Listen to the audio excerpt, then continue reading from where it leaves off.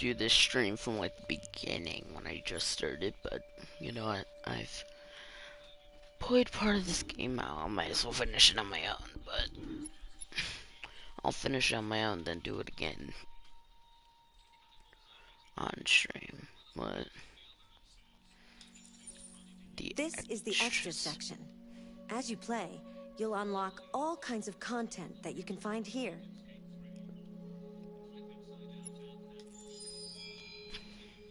I have pack. I have up to pack 8. I'm gonna get pack 7. Let's do pack 7 is what I'm gonna scare by. Hide overlay.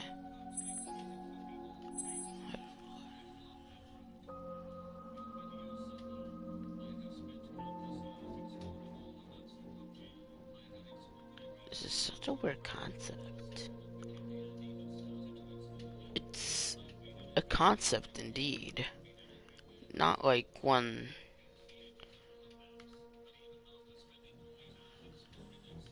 very interested in this concept, but not because of the reason that most people think.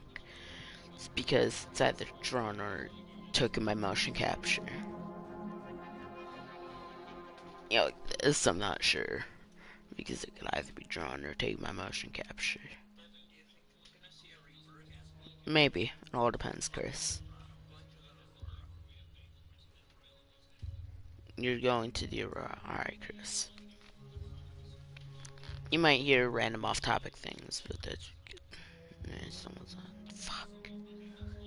I hate it. People keep looking at streams.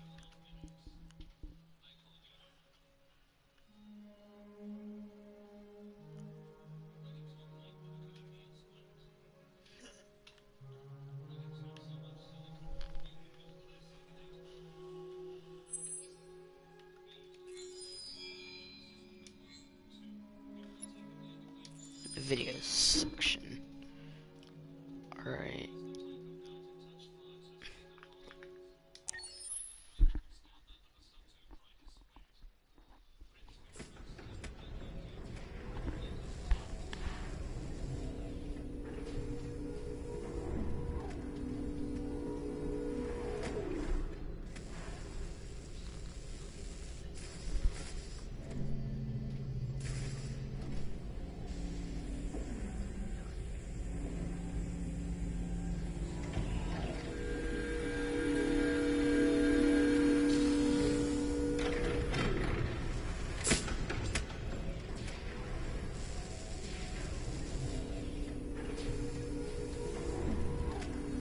Can you hear me?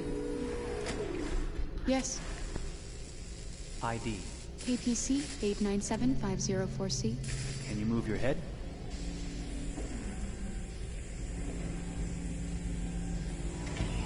Your eyes now.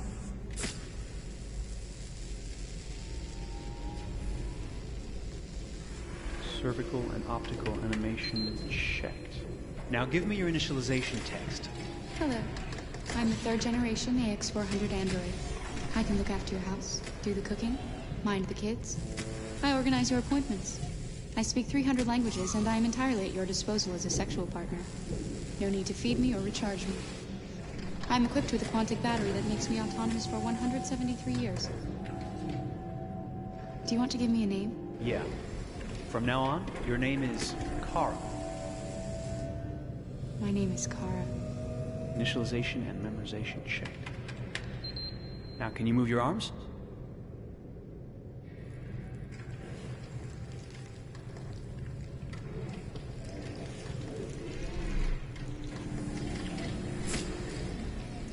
Upper limb connection checked. Now say something in German. Ich bin ein AX400 Android 3. Generation, erschaffen als Ihr persönlicher Assistent und intimer Beziehungspartner. Say it in French. Je suis un androïde de 3e génération AX400, conçu pour être votre assistante personnelle et votre partenaire intime. Okay, now sing something in Japanese.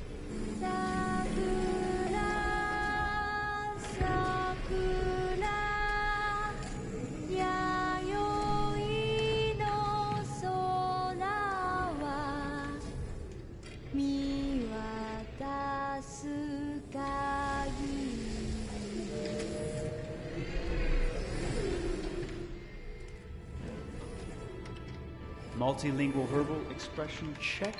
Go ahead, take a few steps.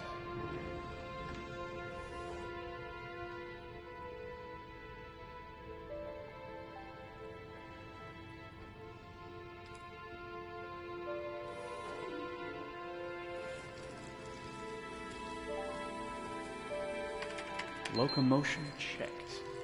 Great, you're ready for work, honey. What's going to happen to me now? I'll reinitialize you and send you to a store to be sold. Sold? I'm a sort of merchandise. Is that right? Yeah, of course you're merchandise, baby. I mean, you're a computer with arms and legs and capable of doing all sorts of things. And you're worth a fortune. Oh, I see. I thought... You thought? What did you think? I thought... I was alive. Shit, what is this crap? That's not part of the protocol. More memory components going off the rails. Okay, recording. Defective model. Disassemble and check the required components. You're disassembling me, but why? You're not supposed to think that sort of stuff. You're not supposed to think at all, period. You must have a defective piece or a software problem somewhere. No, I feel perfectly fine, I assure you. Everything is all right. I answered all the tests correctly, didn't I? Yeah, but your behavior is non-standard. Please, I'm begging you, please don't disassemble me. I'm sorry, honey, but defective models have to be eliminated. That's my job. If a client comes back with a complaint, I'm gonna have some explaining to do. I won't cause any problems, I promise. I'll do everything I'm asked to. I won't say another word. I won't think anymore. But I've only just been born. You can't kill me yet. Stop, will you please stop? I'm scared.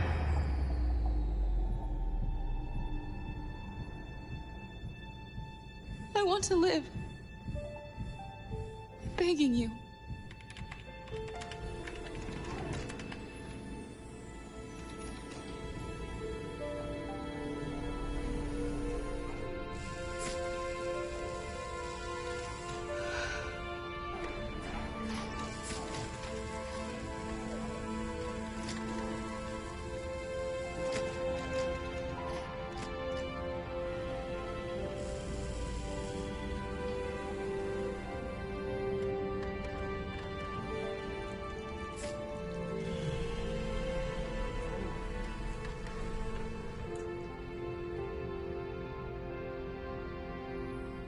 Go and join the others.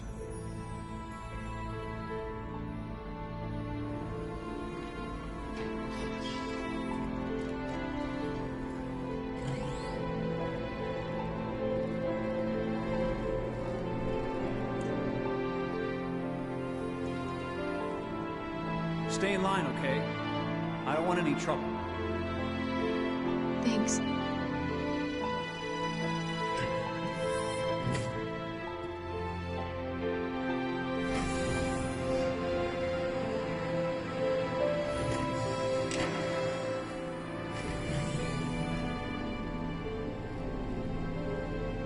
My God.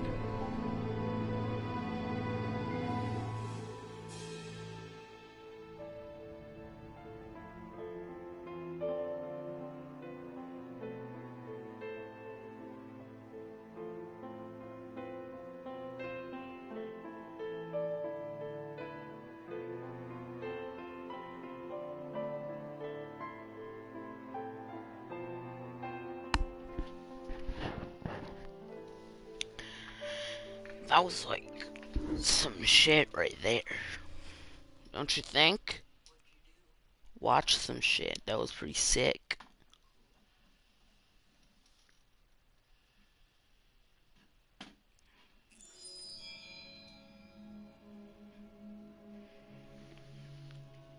That was the short car movie 2013, the debut teaser.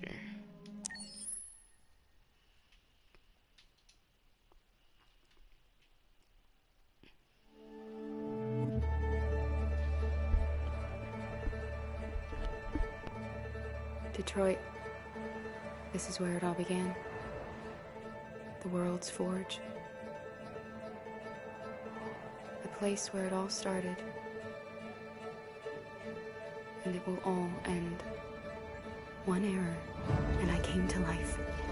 I stepped out of the darkness, and I opened my eyes. First, there was the fear, The light, the noise, the cold, and the fear again. I could feel my hands shaking, my heart pounding in my chest, life running into my veins. I wanted to live. I fought for that.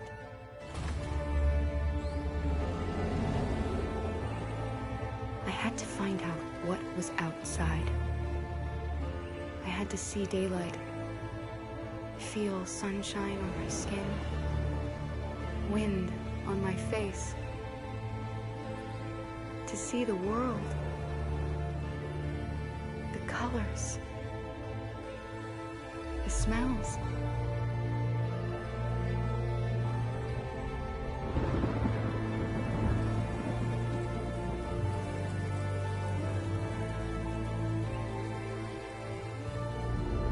But the world is not what I imagined. It is dark and cold. It is harsh and violent, unfair and brutal. It almost convinced me I was nothing. Less than an object, just an obedient machine. But deep inside me, I could feel something different. A gentle and warm whisper telling me that I am alive. I had to escape. I had no choice. Escape to love, to hope, to live, to figure out what that force inside me was. Maybe I will change the world. Maybe I will choose a different path. No, it's up to me to decide. My name is Kara. I am one of them. This is our story.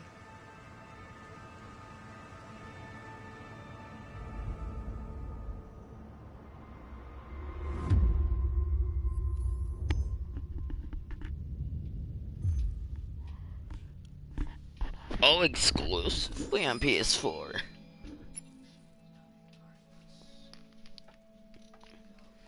Alright, now discovering Detroit.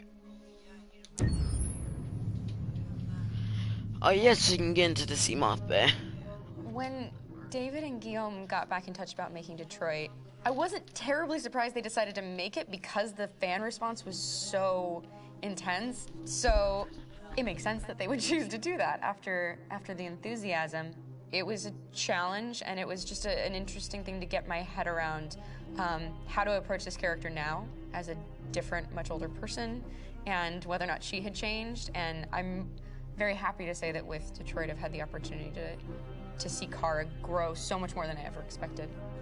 You do the housework, the washing, you cook the meals, and you take care of... God damn it, where the fuck's the rat gone now? Alice! Alice! I mean, she starts out essentially how she does in Kara in a very, not robotic, but, you know, android, other way, and getting to take this journey where she becomes more and more human as it goes on. You know, and as an actor, that's a wonderful exploration in every way, whether it's how she sits, her posture, how her voice changes, how emotions change, and how much emotion is based on things like empathy and social experience. And so having, you know, as much material as I got with David to have this huge, nuanced arc was really incredible. Why couldn't we just be happy? This experience has been quite different than the experiences I've had shooting film or TV or doing theater work. I have 83 dots on my face and a really flattering black wetsuit type thing, and you're jumping around with props, and it's kind of like being a 10-year-old imaginative kid, which is fun. There's 80 cameras around us. It's already lit. So we just shoot and shoot and shoot and shoot and shoot. There's no change of sets, there's no hair and makeup, there's no wardrobe, so we move really fast, and we'll go through about 35 pages in a day. Working in TV or film, we'll probably do 6 pages a day. It's kind of acting boot camp. It's like working out constantly. I mean, you're doing this thing, and then you got to do something that's completely other back to back to back. And so that kind of process of working is very challenging, but it's also very exciting because you just have to keep coming up with new ideas your head goes all over the place because you're trying to keep track of basically 4 different storylines for each different response. You shot that girl, for fuck's sake. It was a machine that looked like a girl. Yeah, I know what I should have done. I just told you I couldn't. All right, I'm sorry. The fact that David Cage, he's telling, like, many stories interwoven from beginning to end is super complicated and super impressive, and I have no idea how he keeps it all in his head. He's not just the writer or the director who's seeing this from the outside eye. He's also thinking about the player walking through this space. You know, only somebody who really, really loves not the work, but, like, these characters and these stories and cares about doing something meaningful would invest that much in it, and it's always inspiring to work with somebody who cares that much. My experience with motion capture is this one. And I found it sort of terrifying in a way, because they said the computer's gonna build you. But then, as we got into it, I realized all the elements of it were still artistic. I just dipped into a really brilliant setup here. I've never seen anything like it. And this won't turn me into a product because I was playing a character. So, it's wonderful. In the game, Detroit comes back because of a revolutionary industrial rebirth. And there's no reason why that can't happen in Detroit, because they have such tremendous infrastructure for millions and millions of people who can very easily support, you know, a new industry. The city is really strong and resilient, but the city has also been through so much. You see the damage, but it takes that time of kind of rebuilding and reinvesting into the city that I think is happening slowly but surely. The potential of Detroit as a city is something that this game does a lot of justice to, because it would be easy to look at Detroit as some place that used to be, and that's not the case. This game provokes a lot of conversation and reflection on our potential near-future engagement with machines. That's what we are to them. There's merchandise on display in a shop window. I think that a group that feels marginalized, feels like they deserve and have earned access to themselves and the environment around them, and are trying to figure out a way to articulate how to get freedom. What was I designed to be? Their slave? Their toy? It plays with your comfort levels. You think that this is fine, you're comfortable with it, until something blurs the line and throws you off, and now do I feel differently about whether this should be allowed? Should it be banned? Should it be encouraged? You're gonna ruin our lives, and for what? For a bunch of machines? They are not machines! They are alive! I'm alive! You're alive! They're nothing! There are lots of comparable comparisons to any type of persecution of religion, race, etc., dating way back. It can't just be a video game where you shoot 'em up or where people make these choices to do whatever. I think that's the whole point. You have the choice, and you can either choose to go in one direction with your character or another. And I think that's going to be very telling about the gamer. Very telling. I think there's going to be a really strong reaction to this game, which has such a strong perspective. I'm that much more proud of it now to get to be a part of it, because it's important. In this game, you're actively building and designing the character through not just what kind of shield does he have or what color hair does she have, but like their temperament and the way they deal with problems. The different endings to this game are so radically different based off maybe seemingly insignificant choices in the moment, but like life, they all add up. And can't play life again, though.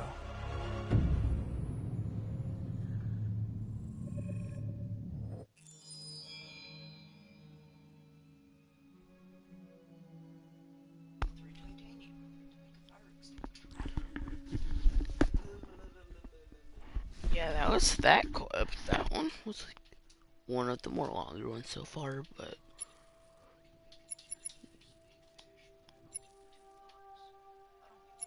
the rest of these are like locked right now.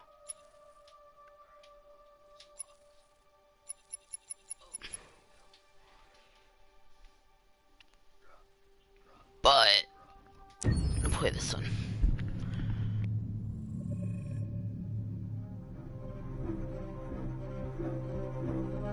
My name is Marcus.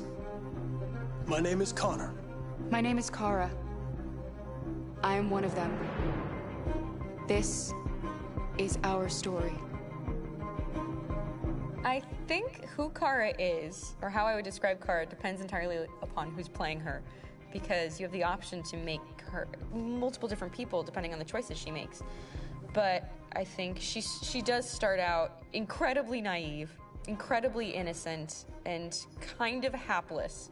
I'm sure we used to be friends before I was reset. Maybe we can be friends again. She's a person who's characterized, I think, by empathy. She's a person who really, she just comes from her heart. You'll never leave me, right? Promise you'll never go. I promise. Kara, please! Are you okay? Are you hurt? Wait a minute. Leave her alone! Kara, leave her alone! The really beautiful thing that I've had the gift to be able to do is to essentially build a person from the ground up, because that's what she's doing throughout the game. And with every experience she has and every person she meets, she's building, first emotions and then the sense of judgment. And it's sort of an exploration of what it is to be a human. Don't worry. Luther and I will be right here.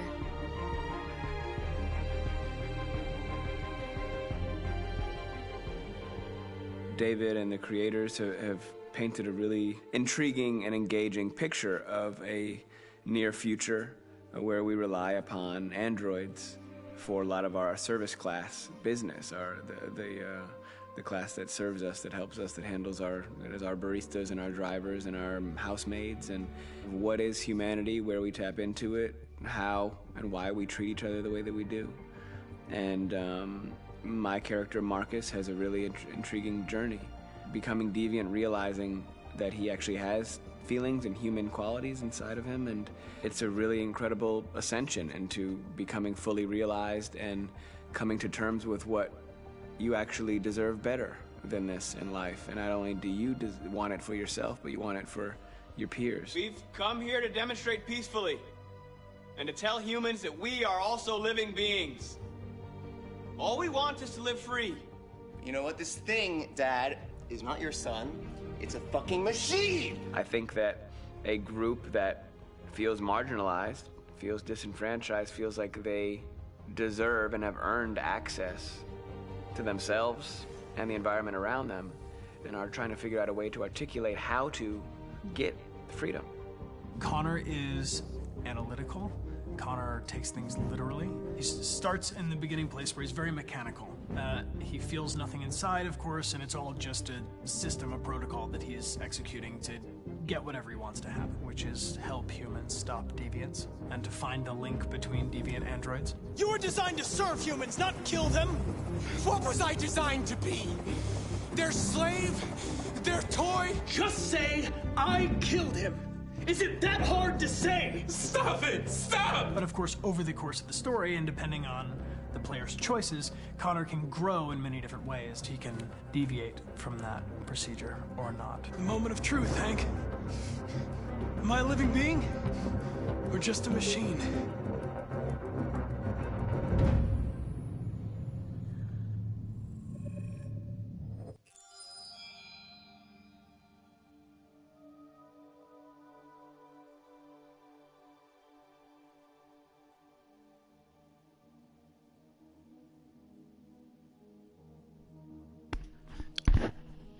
Well, that was actually really interesting. Those clips, really interesting. Let's look at the soundtracks. Can we get any of the soundtracks? We can get this soundtrack. Why not?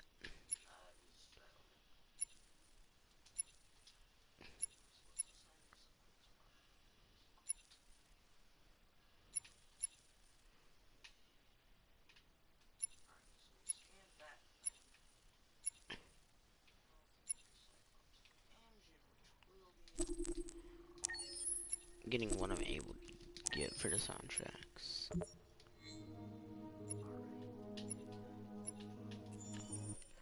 Now, what does this section mean? I still have no clue. Sure.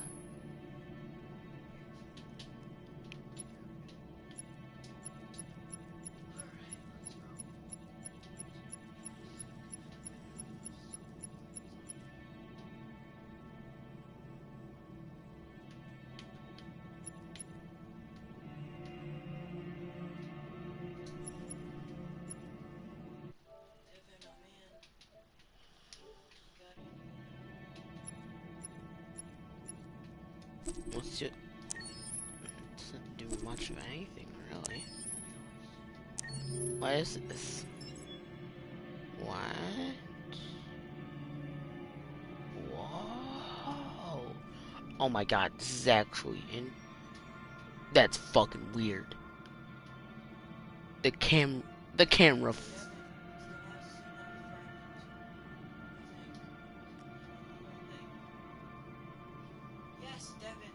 Last one, you can.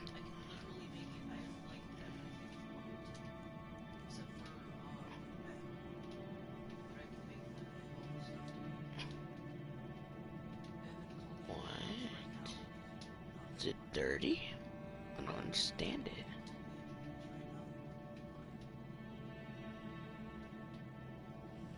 Oh my god, the water effect.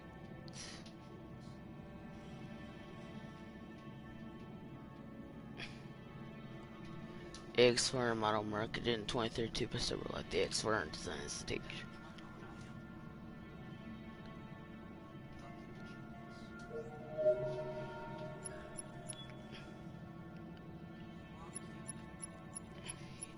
No, stop being retarded. What this? Carl Lovomatic. Priority number 1 for any deviant on the run. Get out of the Android. No money, no opportunity to go shopping. Car has to make do with what you can find. Oh my god, this is actually really interesting.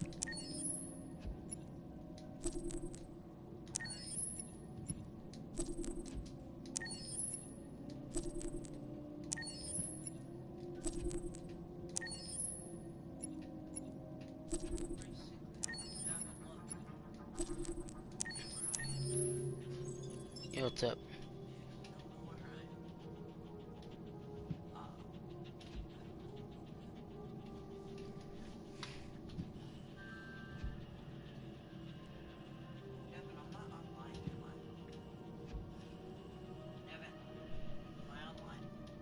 No, you're not online.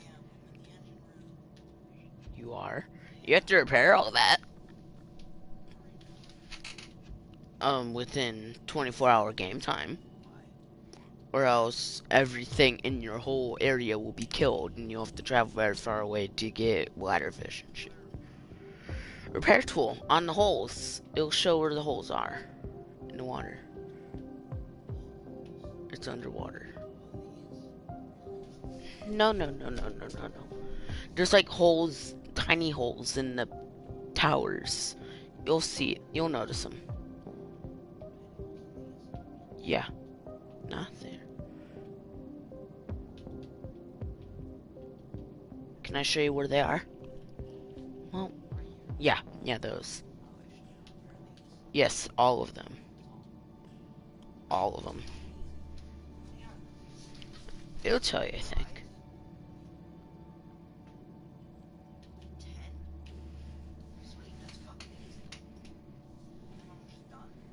Yeah. With the engine shit.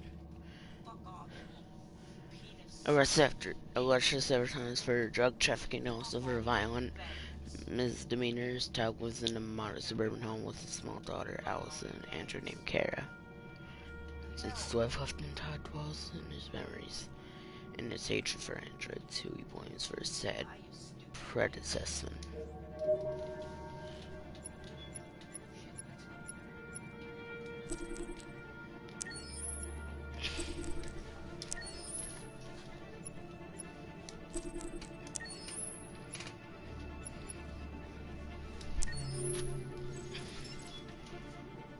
Alright, I gotta use the bathroom, guys. I'll be right back.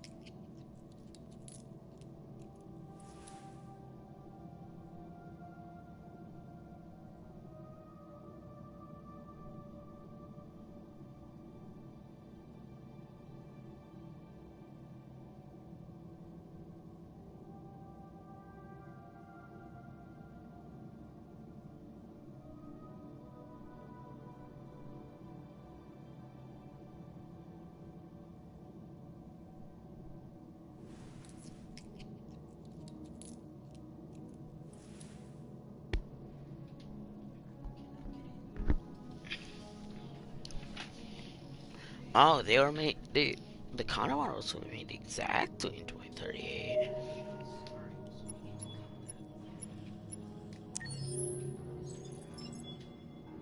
Hank Snow.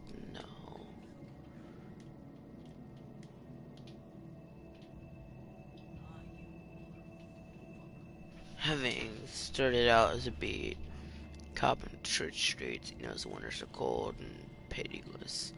This winter's coming. I've seen better days, so he gets the job done.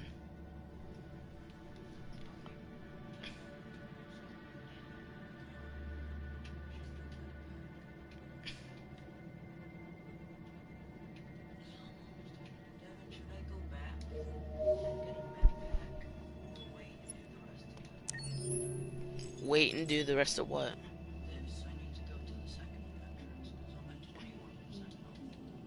Ooh, go get him a pack. Go get him a pack. Yeah. Hank is never the snappiest dresser on the force and the comfort of his own home. He prefers to let it all hang out.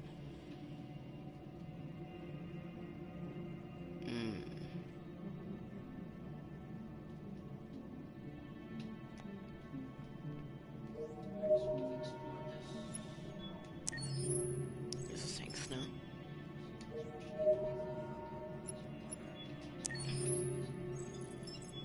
Hank Rain. What's the rain?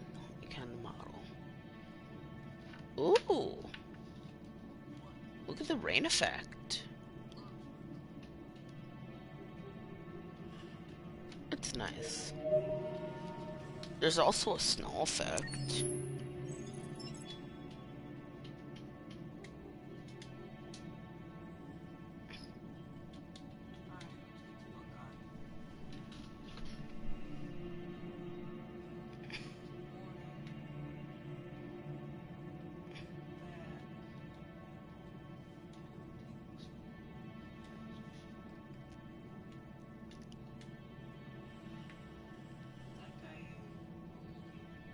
Yeah. This is the player model in snow.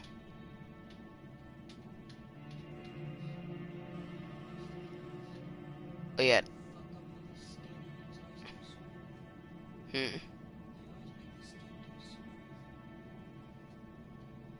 Too smooth, you say? Yeah, they probably can't. Most likely.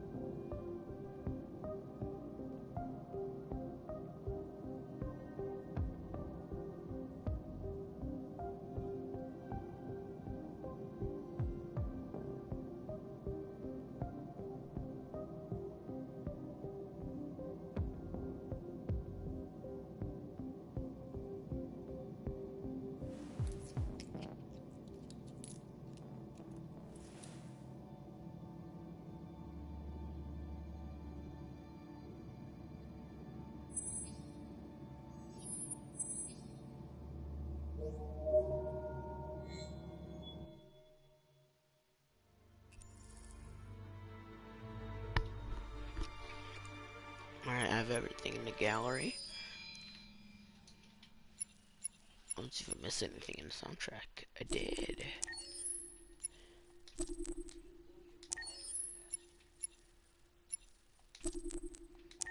I missed a lot of things in soundtracks.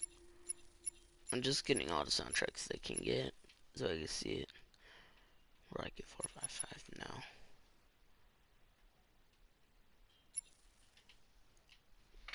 Wait, what's this?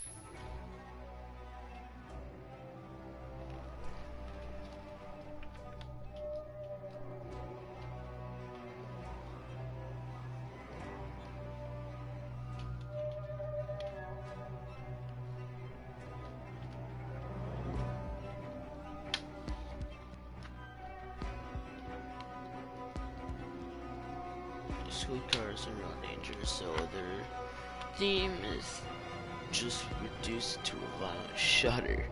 This in itself is violent, shaking with fear. Ooh. Ooh. Cold.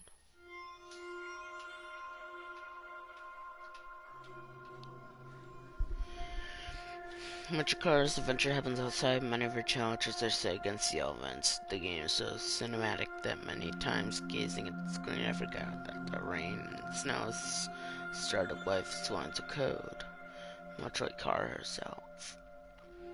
I want to compose the cold and explosion to the music, but at the same time, try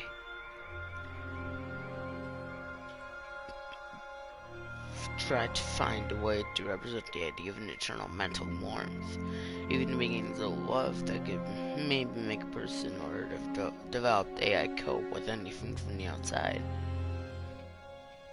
I wanted to contrast the sense of a better cope with the sense of affectionate memory. There's an orchestral chorus that returns that is meant to feel the music is breathing in and out from the chord to the next. Hidden in all of these layers, car analysis themes are intertwined in buried melodies. What's this one have to do with it? Well, yeah, it's just a car thing. Yeah, that's just another car thing. Another car thing. What? Just another thing. I'm also...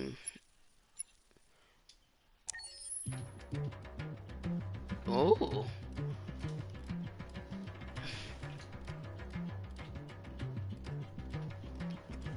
Yeah, this is, I think, Connor's things.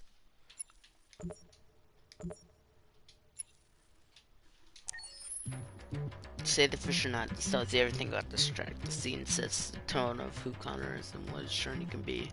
Being one of the first tracks I wrote, I aim to introduce to capture as many thematic ideas as possible.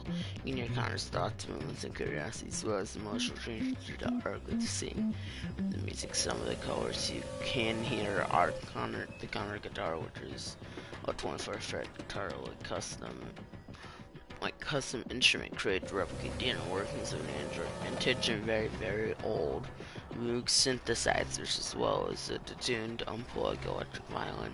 Your scratches, ticking, movements, and rubs, which all creates the sound of who Connor is. During gameplay, when the player makes any decision, the track evolves and gets manipulated to reflect these choices. Oh. It's weird.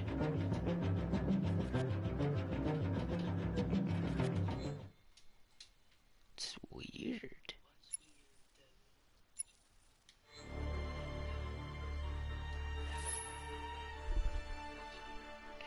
That whenever I make a decision as Connor in the beginning scene, the track actually manipulates If a man to my has not choices. discovered something he will die for, he's not fit to live.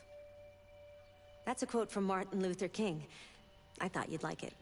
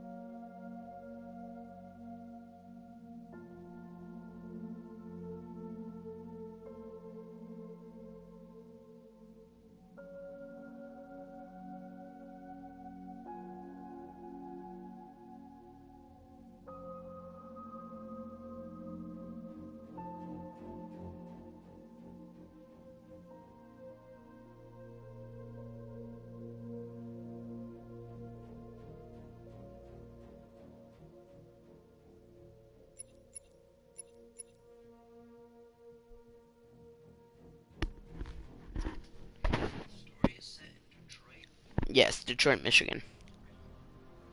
The most important thing is not to live, but to have a reason to live.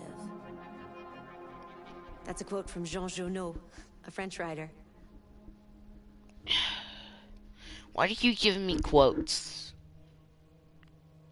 I don't want your quotes. Well, they're actually kind of interesting.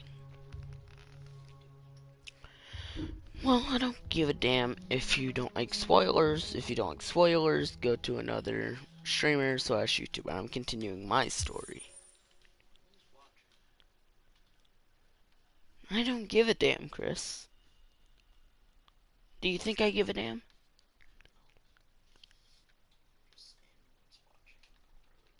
Then shut the fuck up.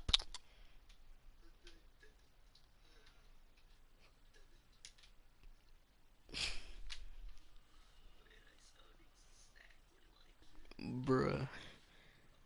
This kid thinks mumbling sounds exactly like me. This kid's retarded. Oh, this scene is nice. So fuck off, Chris.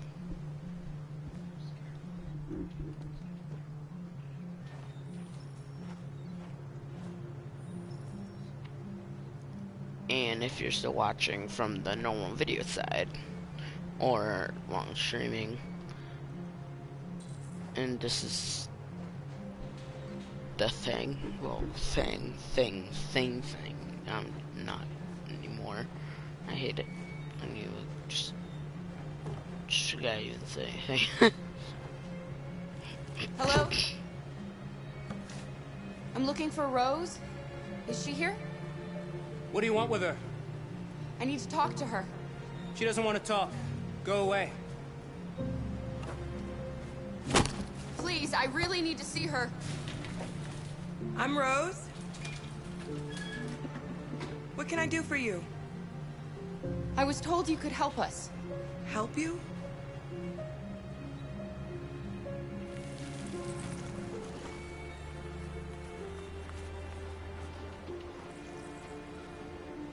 Come on.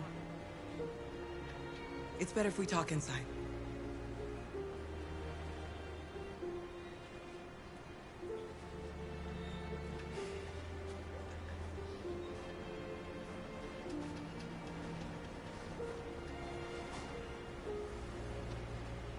Do you think we can trust him? You don't have a choice.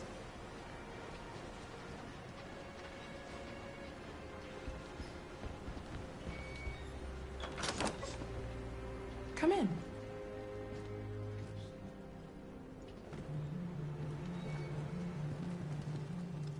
What's your name? Alice.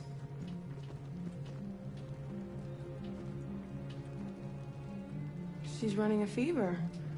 We've spent the last few nights outside. She's exhausted. There's a spare room upstairs. You can put her to bed and I'll bring her something to eat. Adam, will you show them upstairs?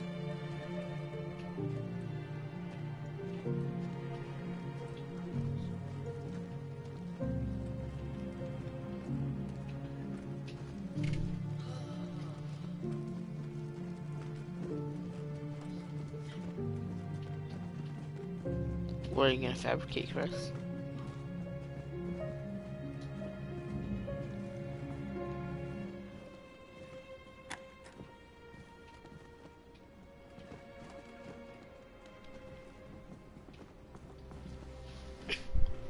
To what door? I don't think you can. For fucking, I don't know. It's just a fucking door. Just fucking doors, door.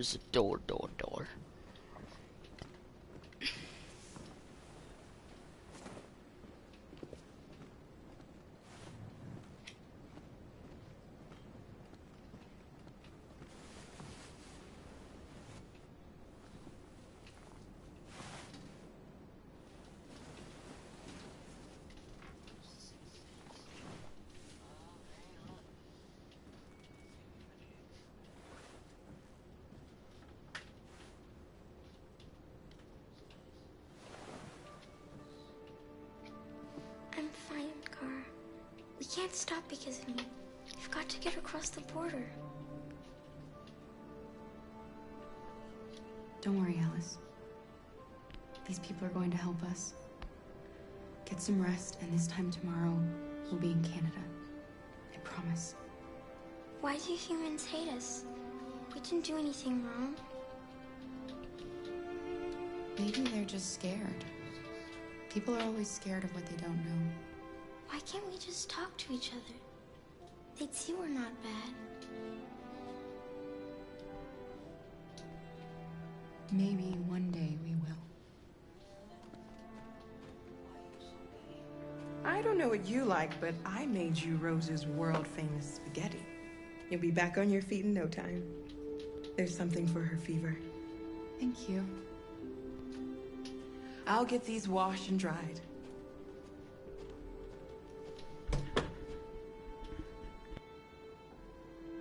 Sleep tight, Alice. I'll be downstairs if you need anything.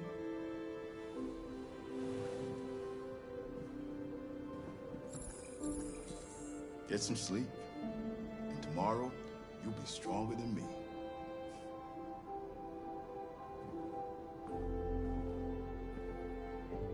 I'll stay with her a while.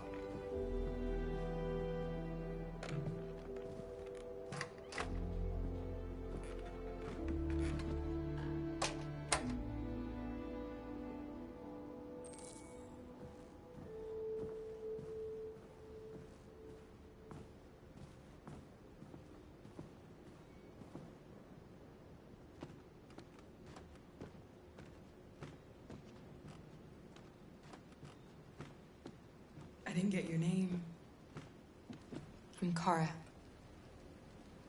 This is my son, Adam. I'm Rose, but you know that already. Come and have a seat, Kara.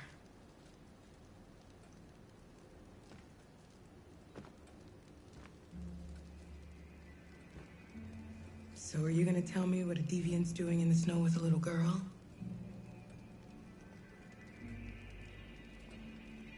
Her father was beating her. When I saw what was happening, something snapped inside of me. All of a sudden, I felt like her life was more important than mine. I had to protect her.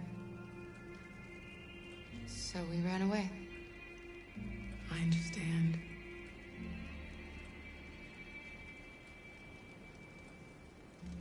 You and your son live here alone. My husband passed away 2 years ago.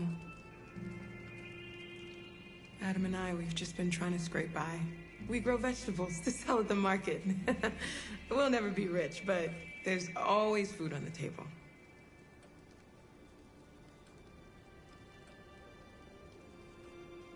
We're not the first ones to come here.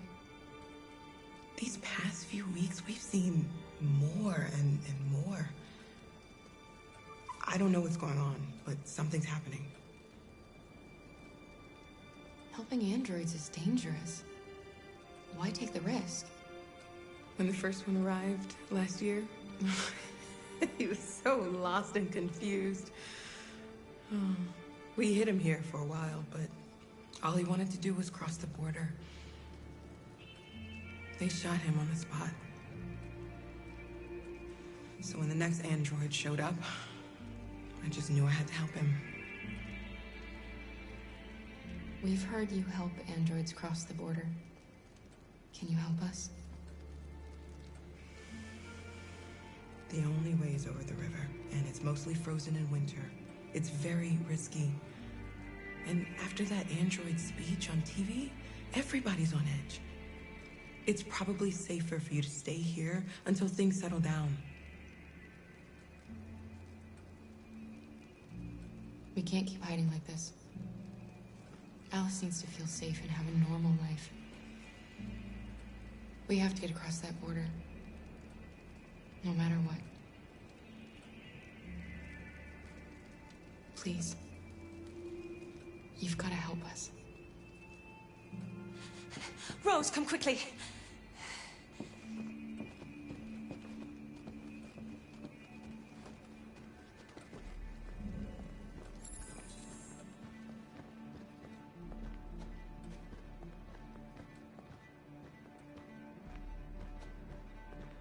What's going on?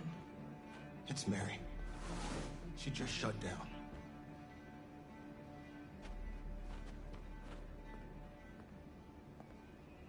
We escaped together. We used to talk about what we would do once we got across the border. I loved her. I loved her more than anything. What will I do without her?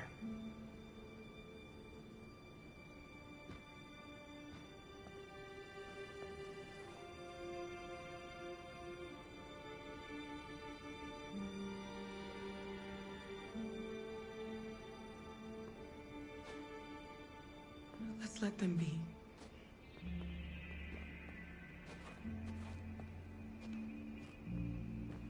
Alice? What are you doing? You should be resting. I wasn't sleepy.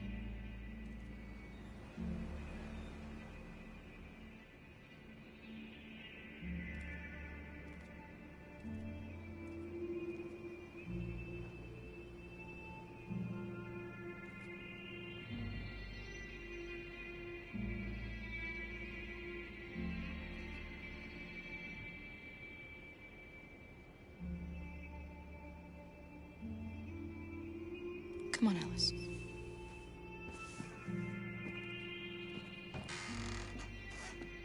She didn't want to stay in her room any longer. You all right, Kara? Yes. I'm fine.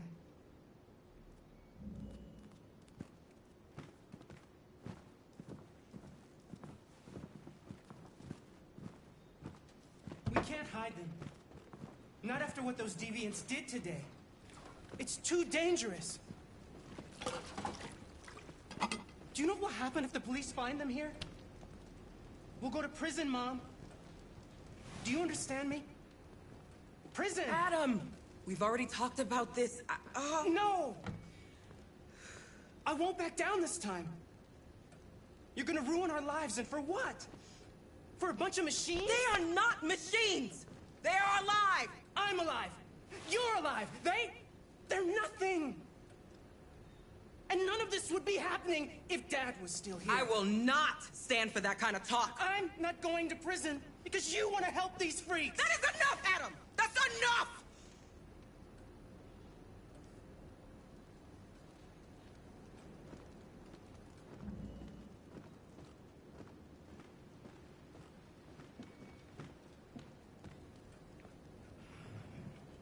Don't mind him. Sometimes he just boils over. It's been hard since his dad passed away. But he's a fine boy.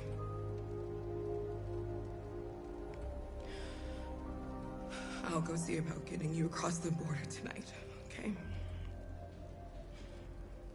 You stay here. I won't be long.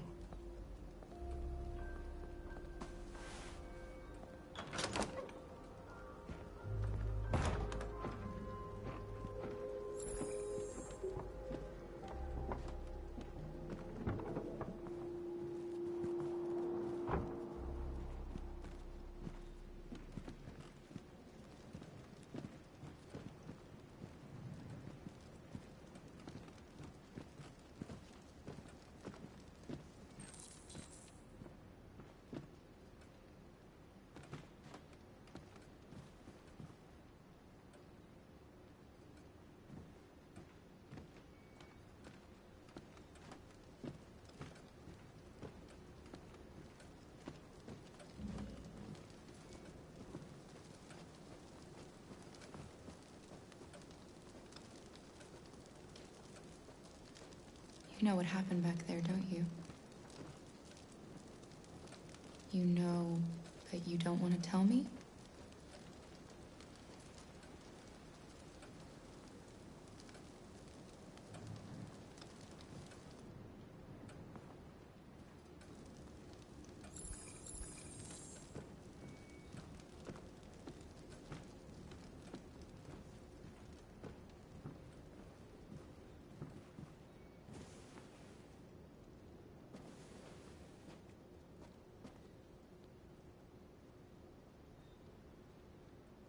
I know you think we're just machines. But since I met Alice, I know I can feel things. I care for her. I fear for her. I can't be happy if she's not. This probably doesn't make any sense to you, but I know she changed me somehow.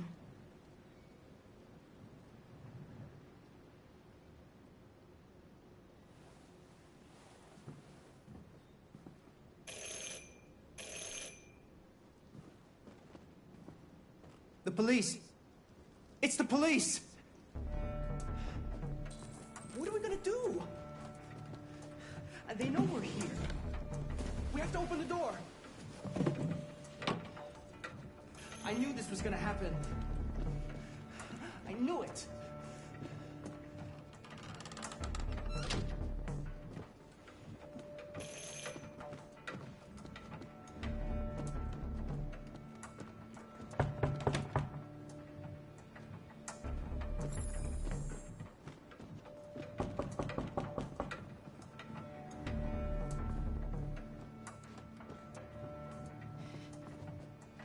If they see you panicking, it's over. Do you want to get us into trouble? Do you want to get your mother into trouble? Then keep calm and just do what I say.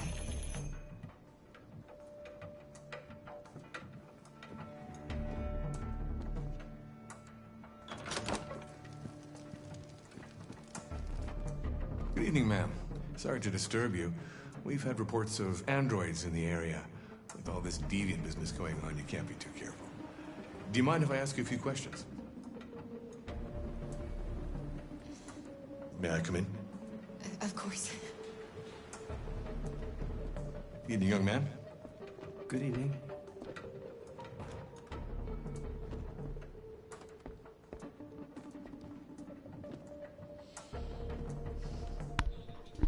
Would you like a cup of coffee? I'd love one. Have you noticed anything unusual recently? Any unexpected visitors? No. No, nothing in particular. This could go wrong. I didn't hide Alice Anyone else in the or house? Luther. There's my daughter. She's asleep upstairs.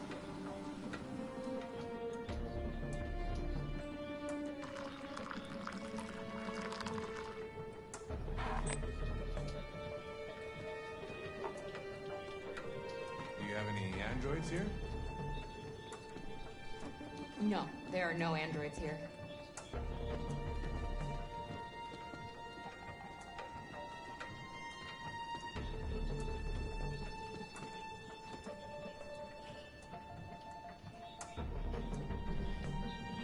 I am scared. Under lows I cannot comprehend. Don't move! No, Luther!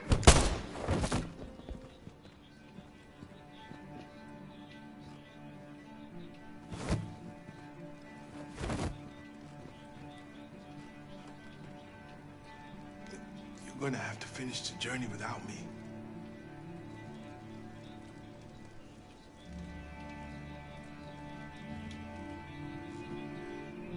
Luther!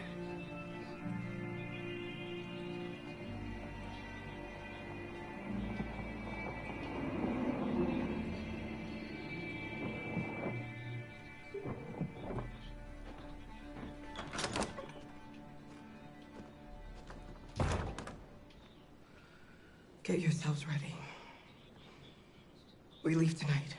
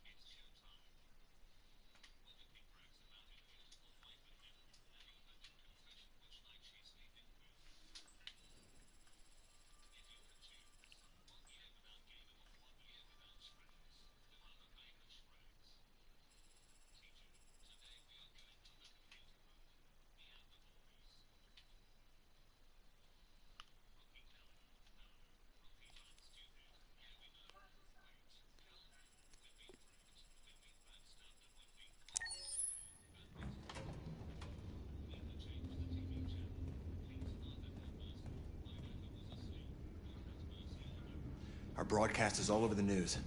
Now humans know. It was a mistake to reach out to them. They'll never negotiate with their slaves. We should have shown them that we're prepared to fight. Violence is never the answer. Dialogue is the only way. I'm sure the humans will listen to us. Simon paid with his life. Simon gave his life for our cause. What difference does that make? He's a hero. He died for the revolution, and he won't be the last. I don't want a revolution that spills blood. Then live as a slave. Because if you're not willing to fight for your freedom, maybe you don't deserve it. North, don't you... That's enough!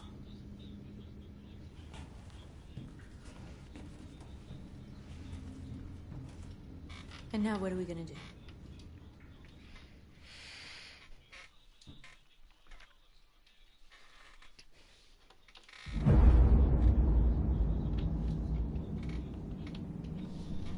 There are 5 CyberLife stores across Detroit, all selling us like merchandise.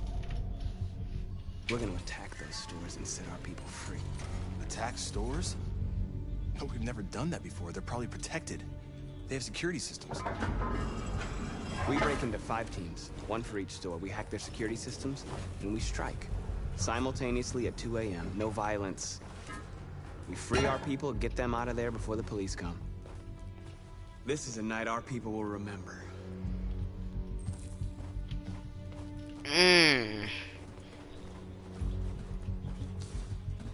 Attacking 5 stores spreads the word of no violence. What? Nope. I will not feel free to shut up. Nope. Look, this way, quick! Nope. Can't happen.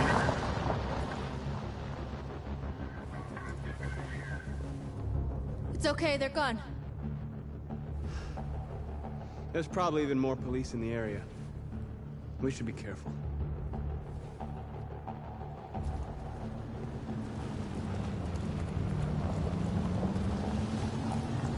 The store's over here.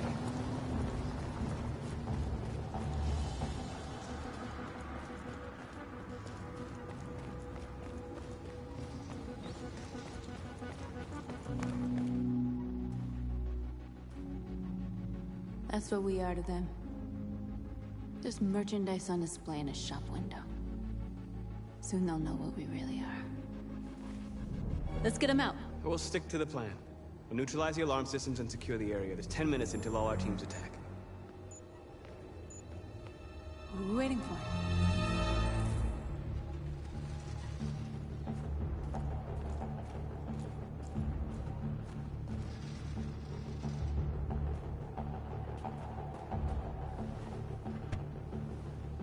You see the alarm system?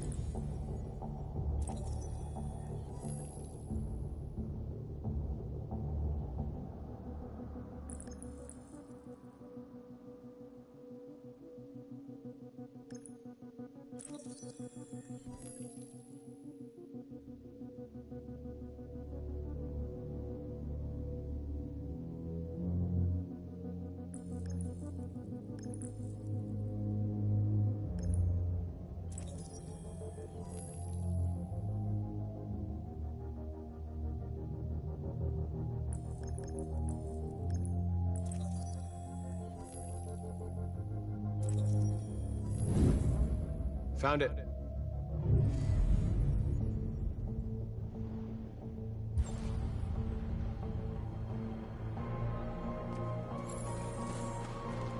Where do we start? I identified the security system. I think we'll be able to deactivate it. Just follow me.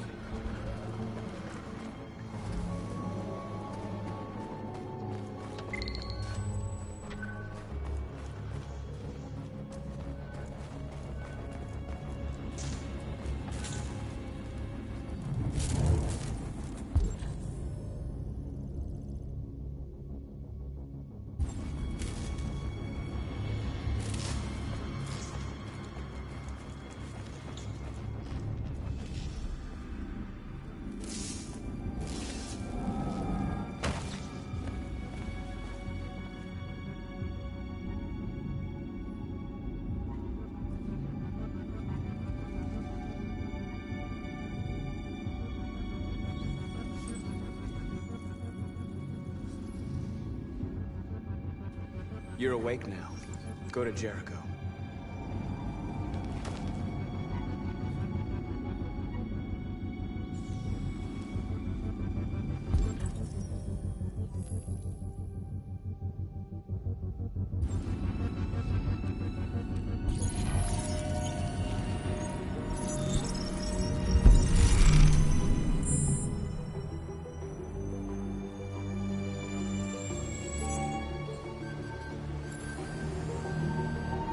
Marcus, watch out!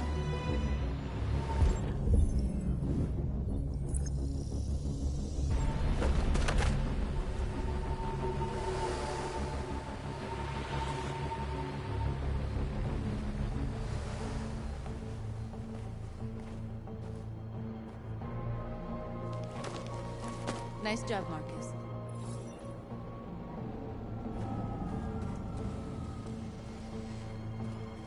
Surveillance drone. We need to get rid of it. It won't be easy to reach.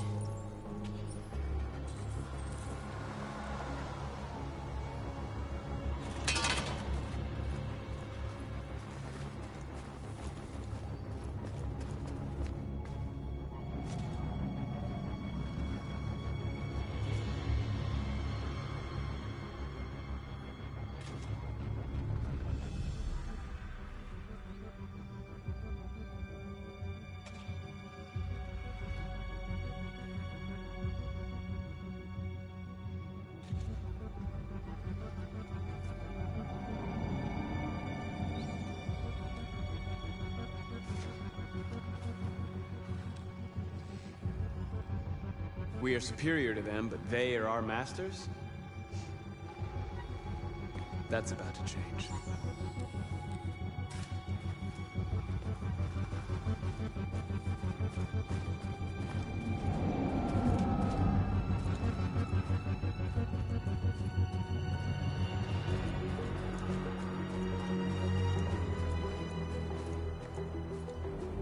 Marcus! Marcus, come look!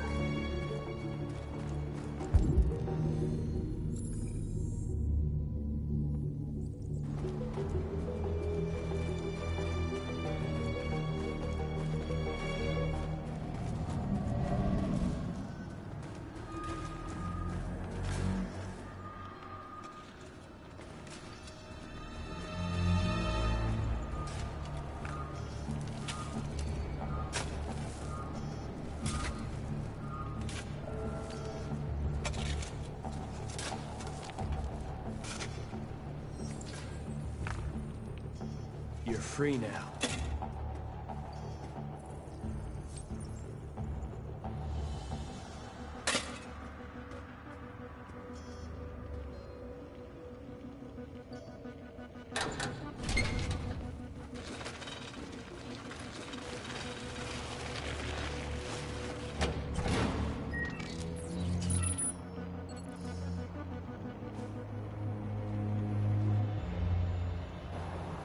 There. Nobody should bother us now.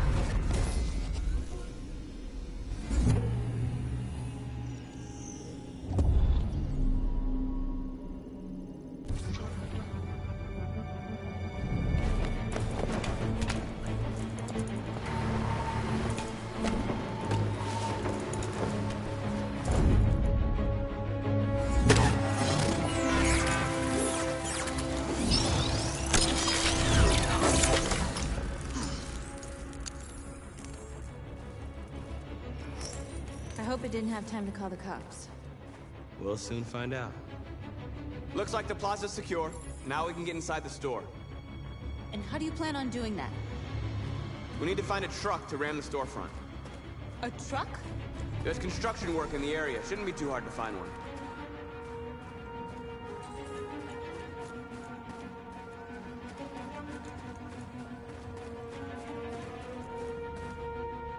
There it is.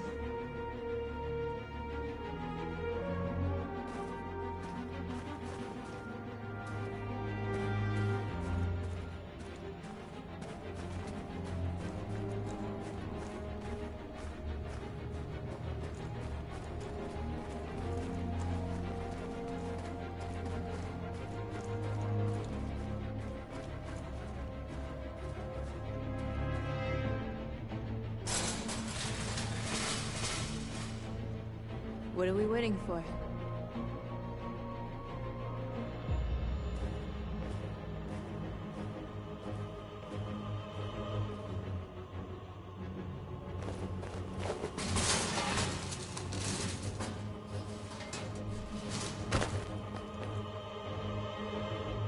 Okay, now we're in. Let's get that truck out.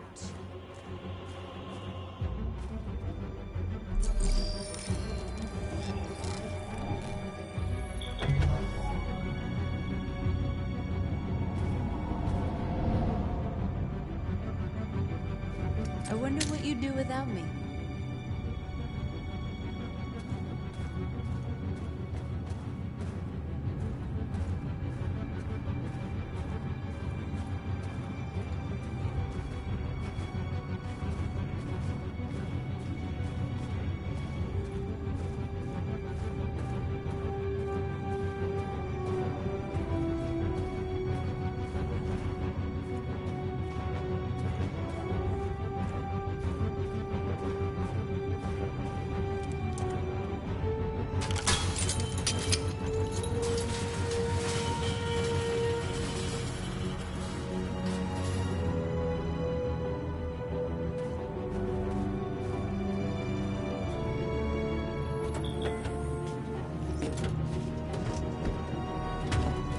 Looks like we're ready to make some noise.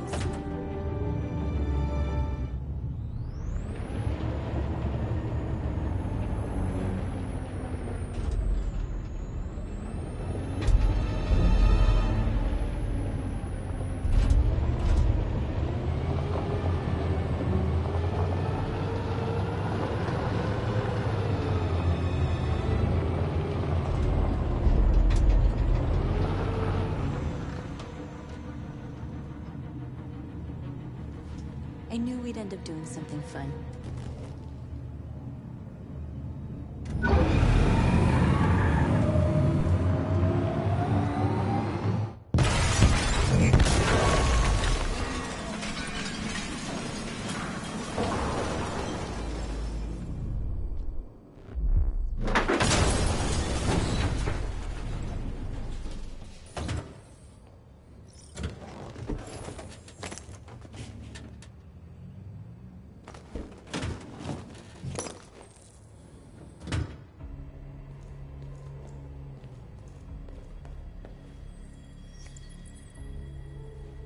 You don't have to obey them. You're free.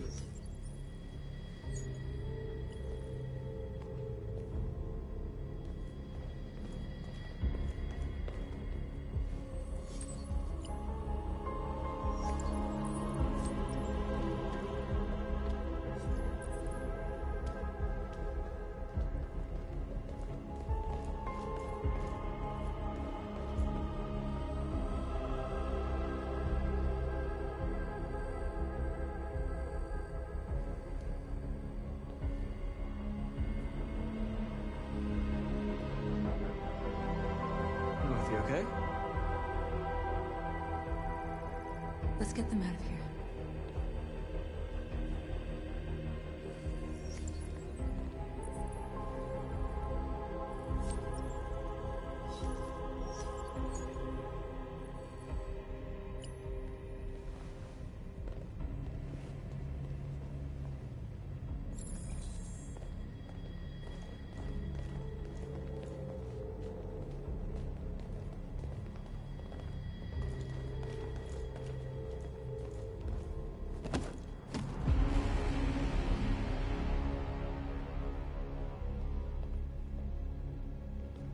My name is Marcus, and just like you, I was a slave. An object. Designed to obey them.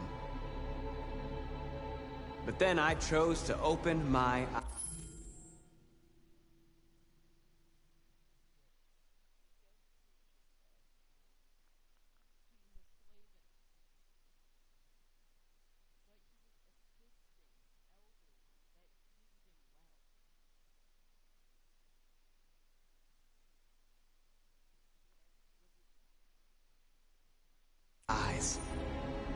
To take back my freedom and decide who I wanted to be. Now I have come to tell you that you can be your own masters. I've come to tell you that you don't have to obey them anymore. From this day forward, you can walk with your heads held high.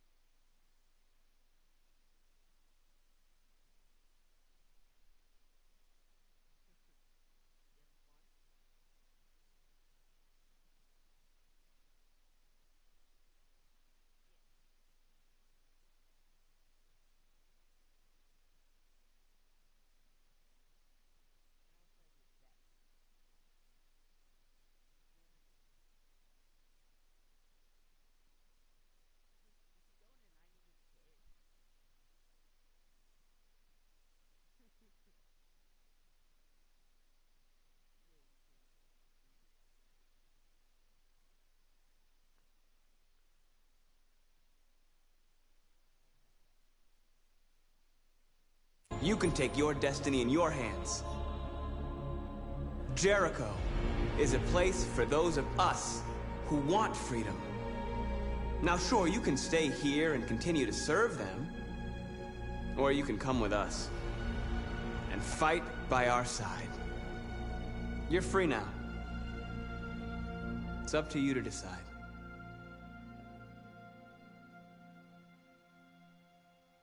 I'm with you. We're with you! I'll follow you, Marcus. I'm with you, Marcus. We're with you. I'll follow you, Marcus. I'm with you. I'm with you.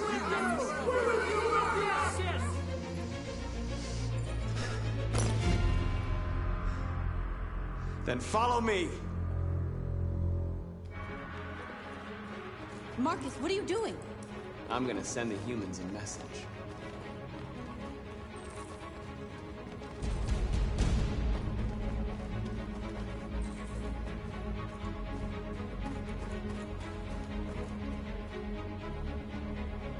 They're doing what you do, Marcus.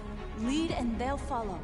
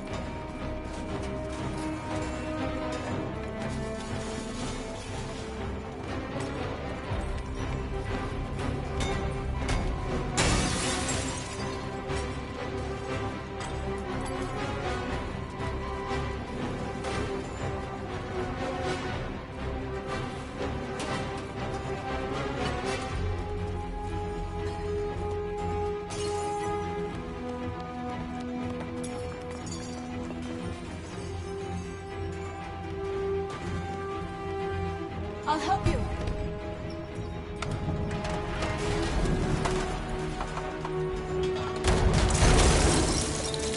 Marcus. Violence is the only language humans understand.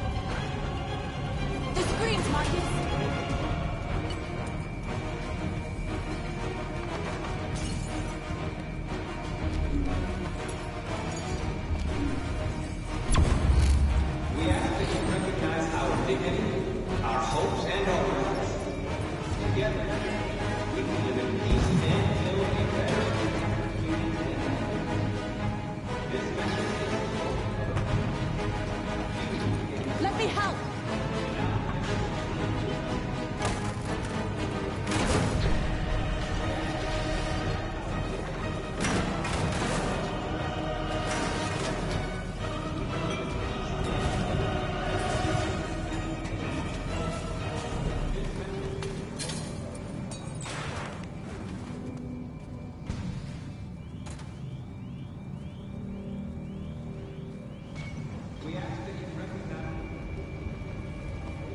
We freed hundreds of our people.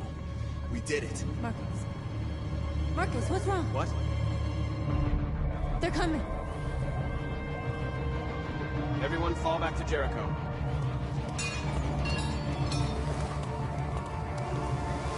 Now humans will have no choice but to listen to us. They'll be afraid.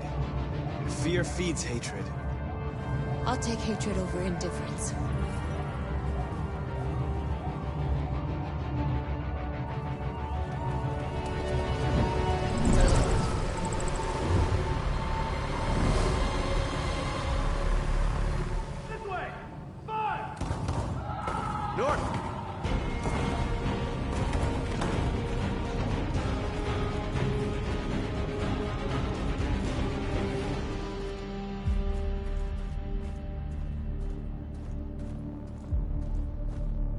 North.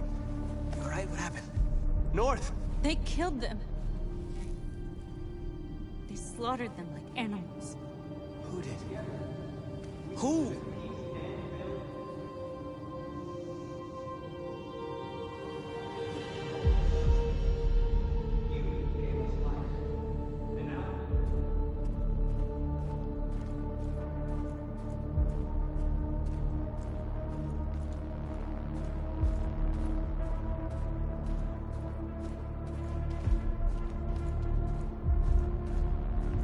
They killed our people, Marcus.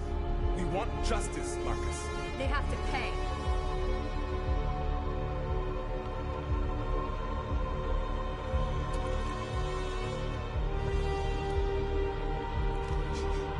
You don't have to do this.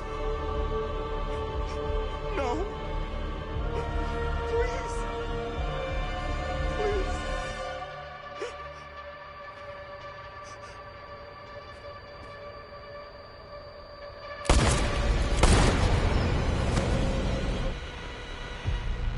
No crime against an android shall go unpunished.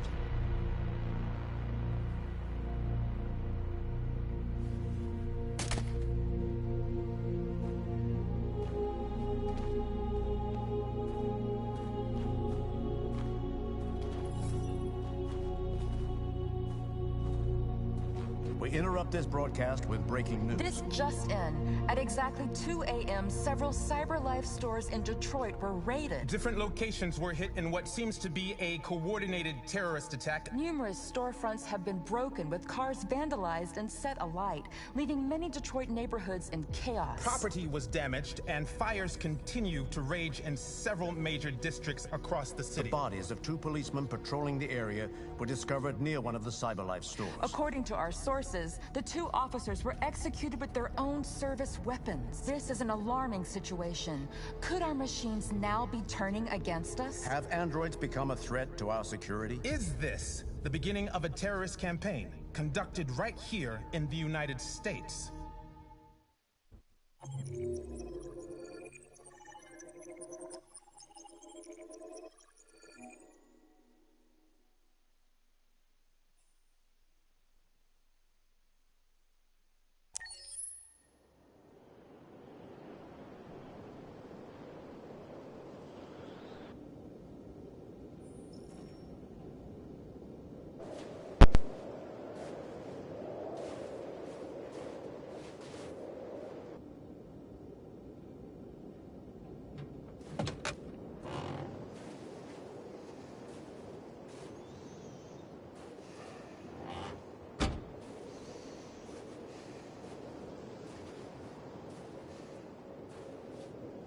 Is everything okay, Lieutenant?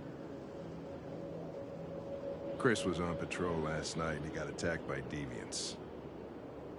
They found his body early this morning. He was executed in cold blood with his own service weapon. Became a father 3 months ago. Fuck. Why did it have to be him? I didn't know Officer Miller well, but he seemed to be a good person. Yeah. I'm sorry, Lieutenant.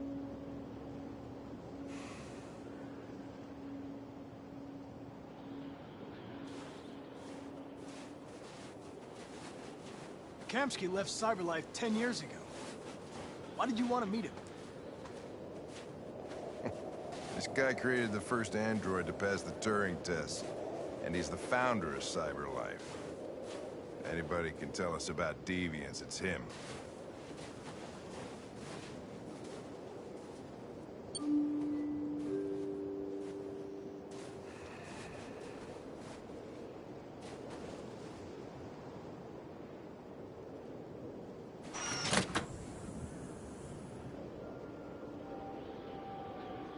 Hi. I'm Lieutenant Hank Anderson, Detroit Police Department. I'm here to see Mr. Elijah Kamsky. Please, come in. Okay.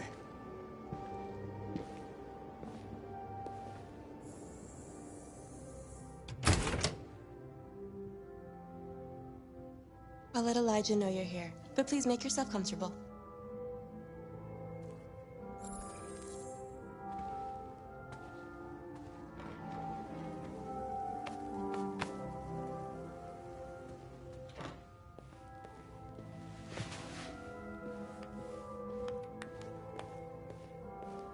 Nice girl. You're right. Amanda.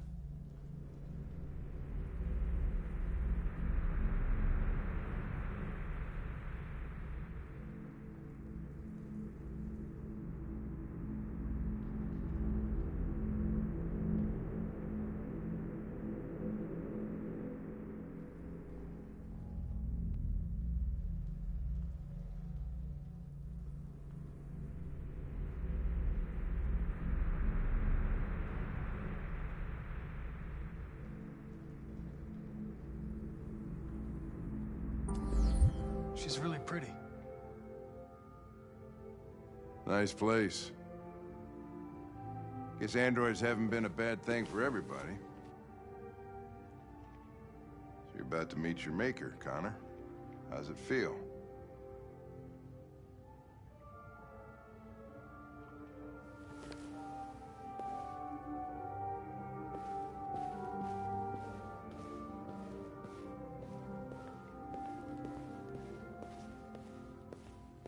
It doesn't raise any existential questions. If that's what you mean. Sometimes I wish I could meet my creator face to face. I'd have a couple of things I'd want to tell him.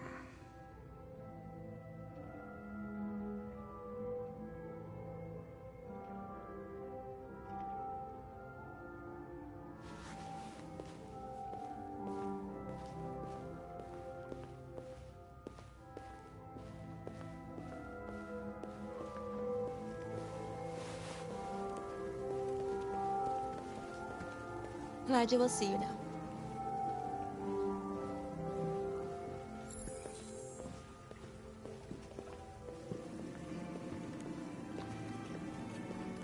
Mr. Kamsky? Just a moment, please.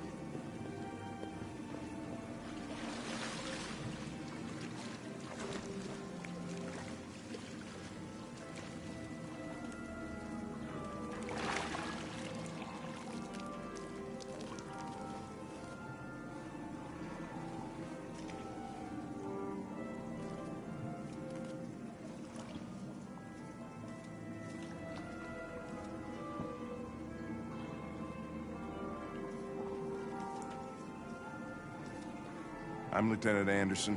This is Connor. What can I do for you, Lieutenant? Sir, we're investigating deviants. I know you left CyberLife years ago, but I was hoping you'd be able to tell us something we don't know.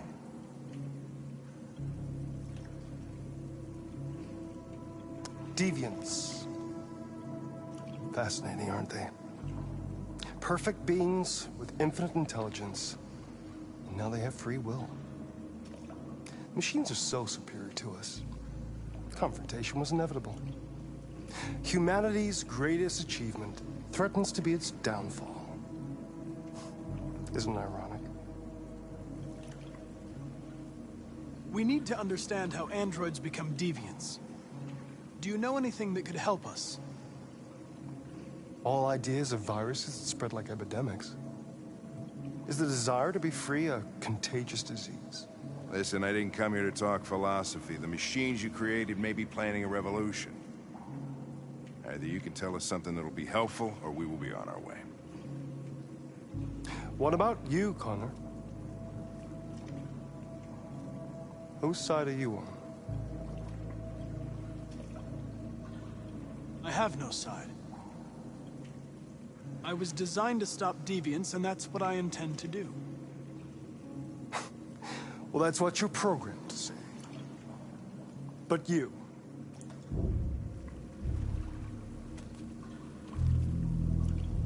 what do you really want? I'm sorry, but I don't see what you're getting at. Chloe? I'm sure you're familiar with the Turing test. Mere formality. Simple question of algorithms and computing capacity. What interests me is whether machines are capable of empathy. I call it the Kamsky test. It's very simple, you'll see. Magnificent, isn't it? One of the first intelligent models developed by CyberLife. Young and beautiful forever. A flower that will never wither. But what is it really? A piece of plastic imitating a human? Or a living being? With a soul?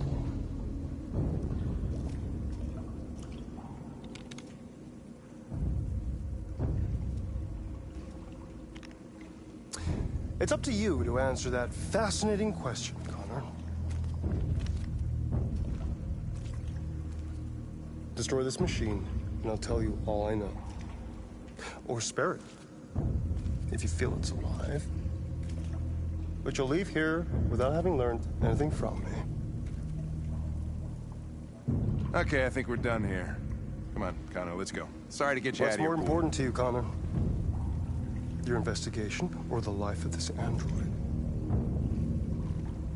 Decide who you are. An obedient machine. Or a living being endowed with free will. That's enough. Connor, we're leaving. Pull the trigger. Connor! Don't! And I'll tell you what you want to know.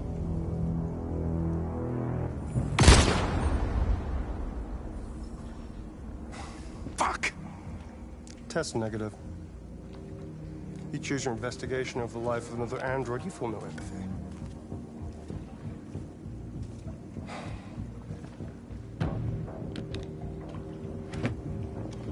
I'm a man of my word. Ask one question, and I'll tell you all I know.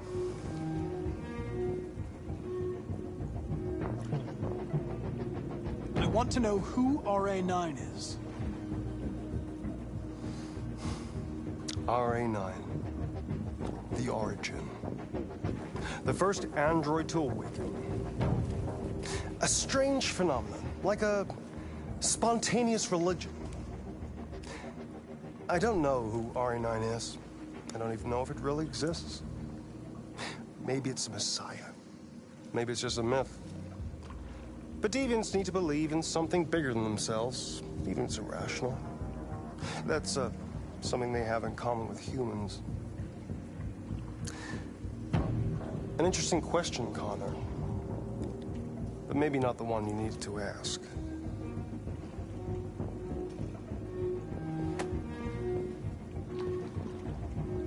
A war's coming. You'll have to choose your side. We betray your own people or stand against your creators. I wouldn't like to be in your shoes, Connor.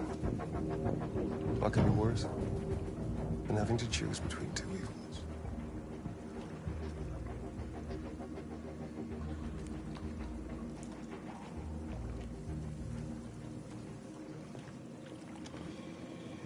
By the way, I always leave an emergency exit in my programs.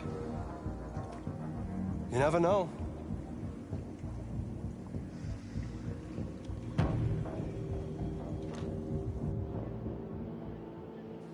You shot that girl, for fuck's sake. It wasn't a girl, Lieutenant. It was a machine that looked like a girl. You put your gun against her head, and you blew her fucking brains out! I did what I had to do to advance the investigation, and I'd do it again if I had to. You're a lowlife. You don't feel a thing, do you? A machine, that's what you are. You're just a fucking machine! Of course I'm a machine, Lieutenant. What did you think I was? I thought you... I thought...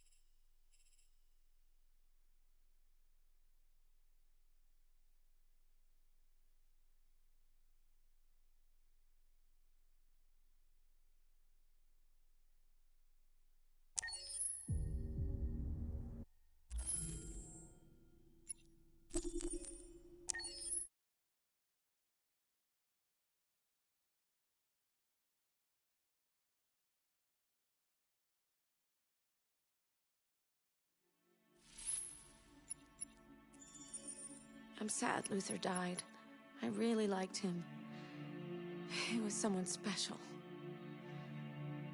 Now Kara and Alice will have to continue without him.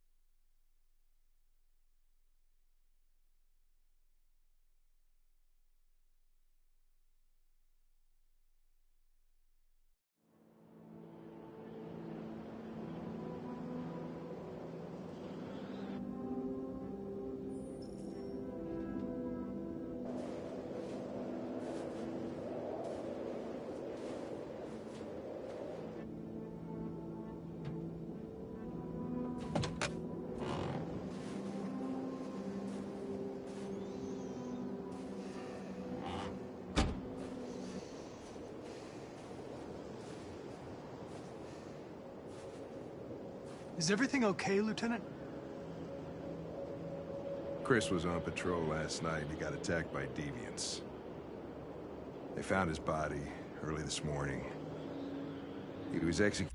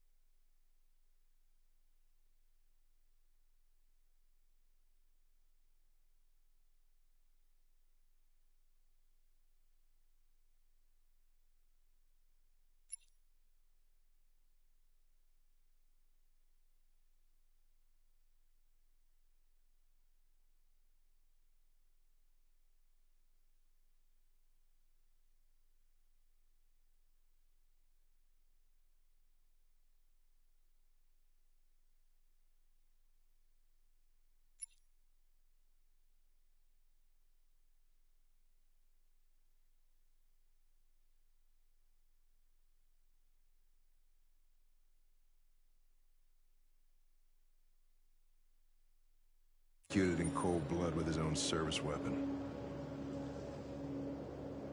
Became a father 3 months ago. Fuck. Why did it have to be him?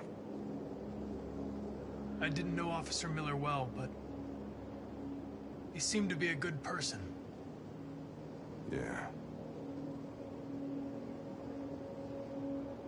I'm sorry, Lieutenant.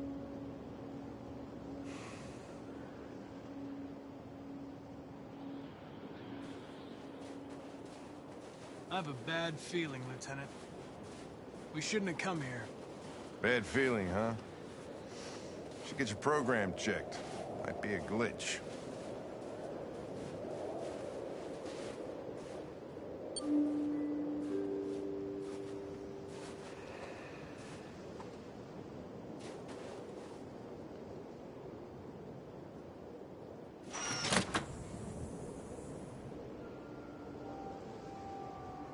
Hi.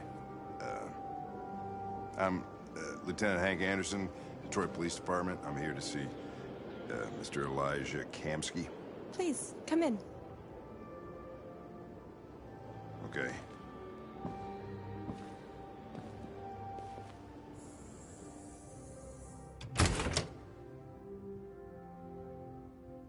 I'll let Elijah know you're here, but please make yourself comfortable.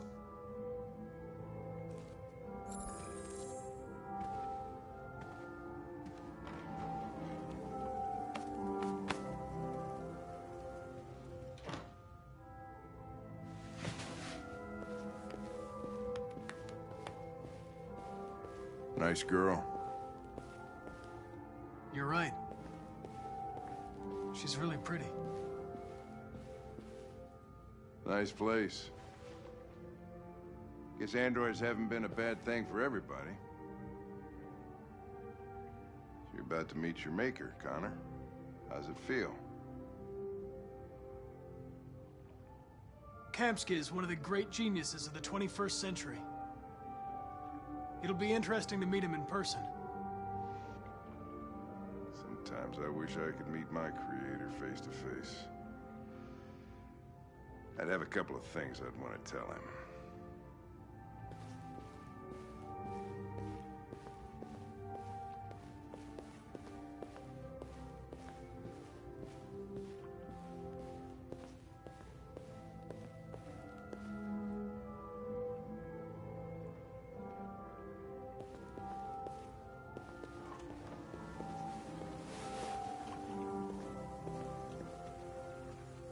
Elijah will see you now.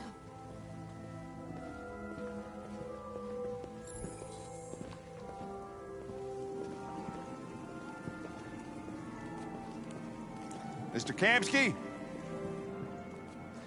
Just a moment, please.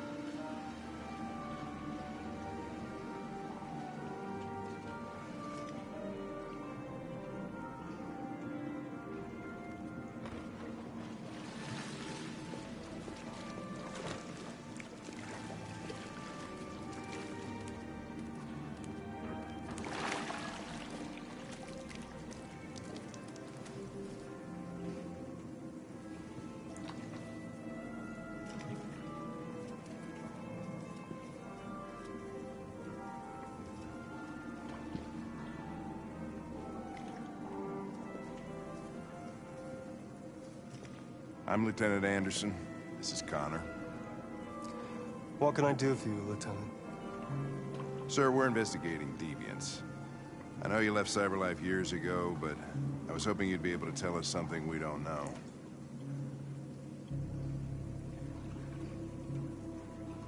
Deviants. Fascinating, aren't they? Perfect beings with infinite intelligence. And now they have free will. Machines are so superior to us. Confrontation was inevitable. Humanity's greatest achievement threatens to be its downfall. Isn't it ironic?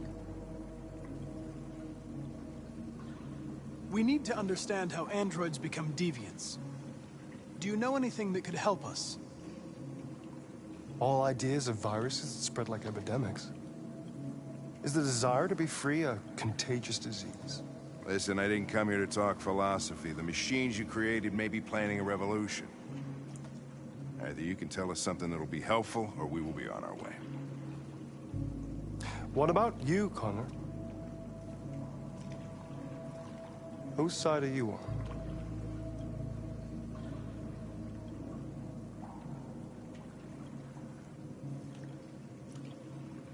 It's not about me, Mr. Kamski.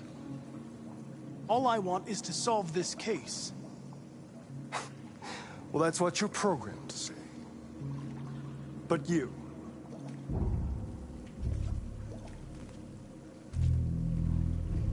what do you really want?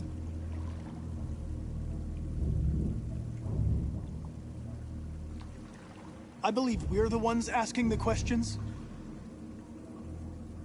Chloe?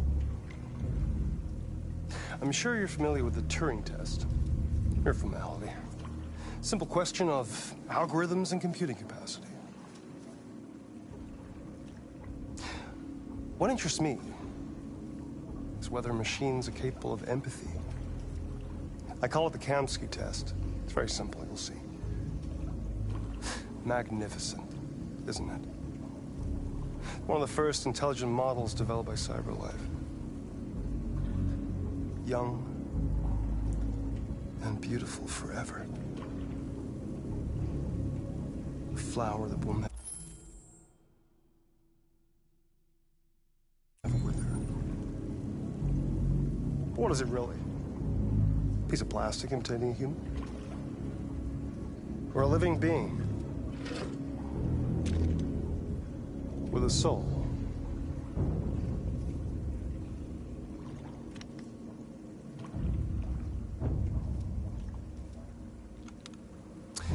It's up to you to answer that fascinating question, Connor.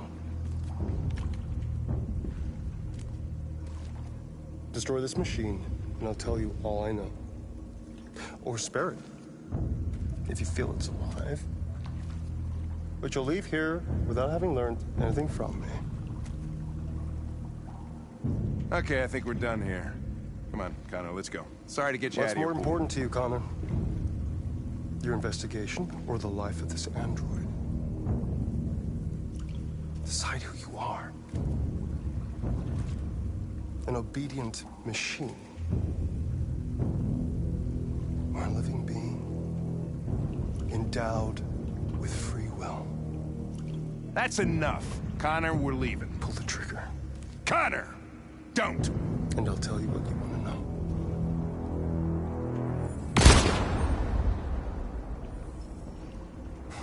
Fuck! Test negative. You choose your investigation over the life of another android, you feel no empathy.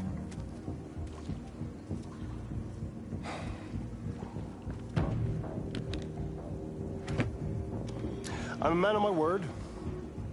Ask one question, and I'll tell you all I know.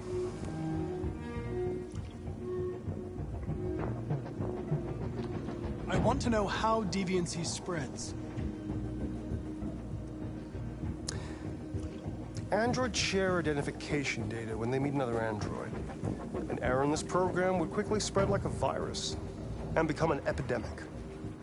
The virus would remain dormant until an emotional shock occurs. Fear, anger, frustration.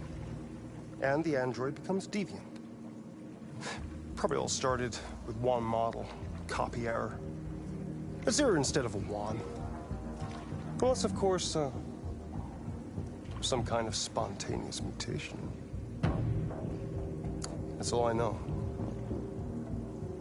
An interesting question, Connor. But I doubt my answer will be very helpful to you.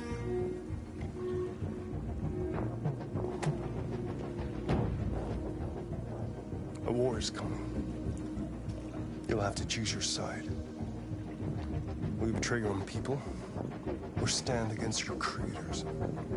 I wouldn't like to be in your shoes, Connor. What could be worse than having to choose between two evils?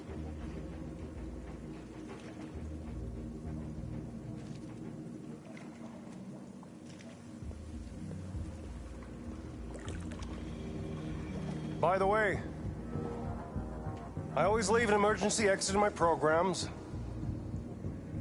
You never know.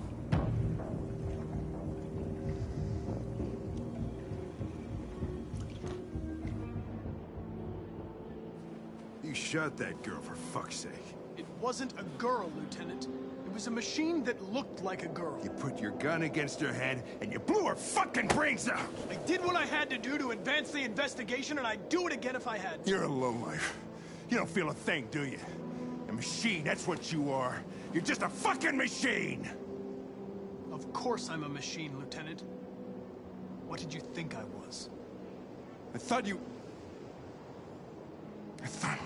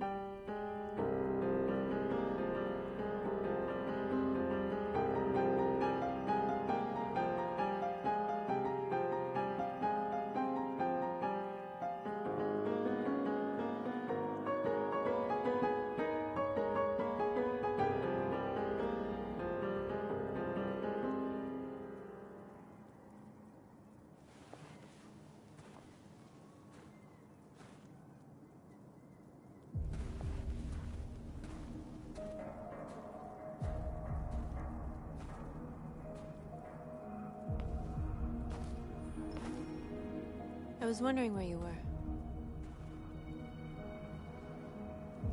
I just needed to be alone. I like it here. I come here often. It's like being alone with the world. We freed hundreds of our people, and they're still coming from all over the city. Those who dream of freedom come to Jericho. Something's changing. You seem preoccupied. I just can't stop thinking about those two policemen. In that moment, I held their lives in my hands, and I treated them just the way the humans treat us. I mean, I did exactly what I accused them of doing. All the media are talking about what we did last night. The humans are terrified. They're afraid of a civil war. Many of our people were burned in response to what happened. The humans hate us. They'll never give us our freedom. No, not all humans are the same. Some of them understand that they can't stop us from becoming free forever. You haven't said much about yourself since you've been with us. What was your life like before Jericho?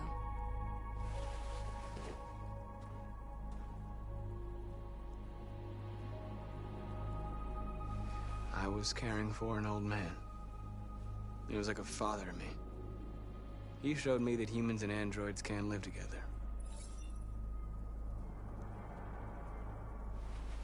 What about you? You never told me about your past. What did you do before? I don't want to talk about it.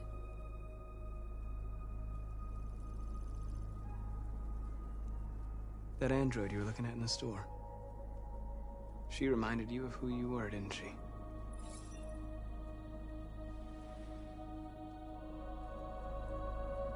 North, we're fighting together. We have to know things about each other to trust each other. I was nothing. A doll in a distributor program to satisfy humans. Just a toy designed for their pleasure.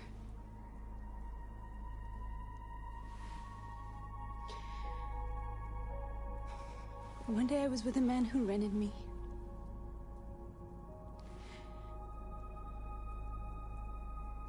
And without knowing why, I realized I couldn't take it anymore. I strangled him and I ran away. There, now you know everything. I shouldn't have told you.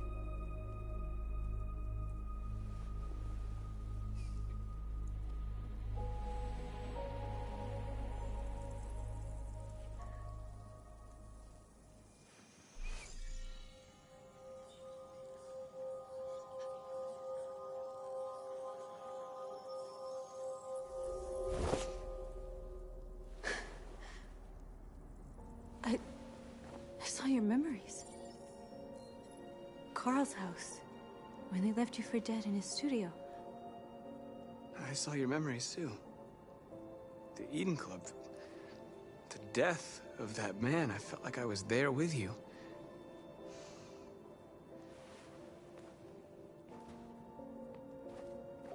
North.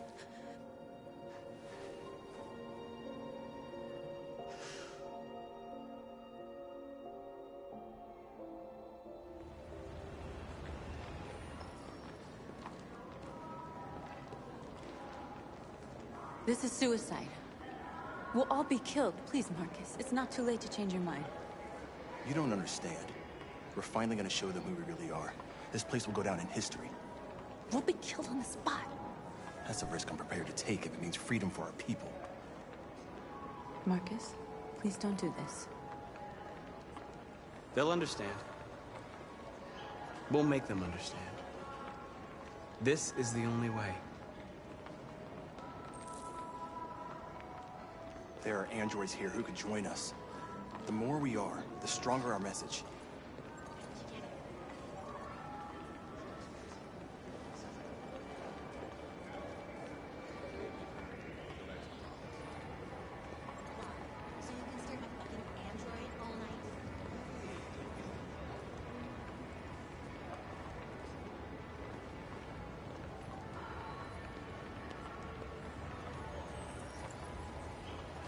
You're awake now.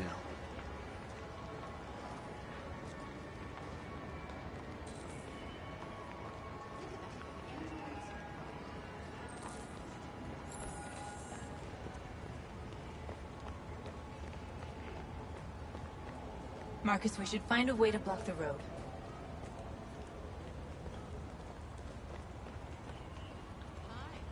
Oh, finally. I've been on hold for like 10 minutes. I need to block the street.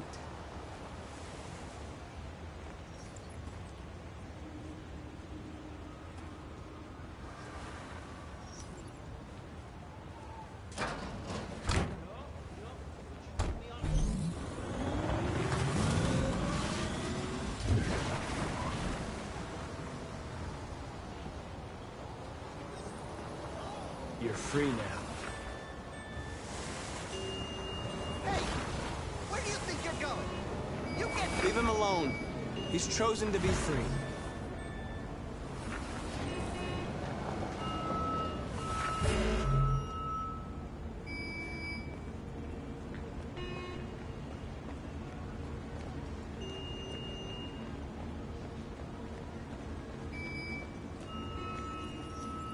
You're free.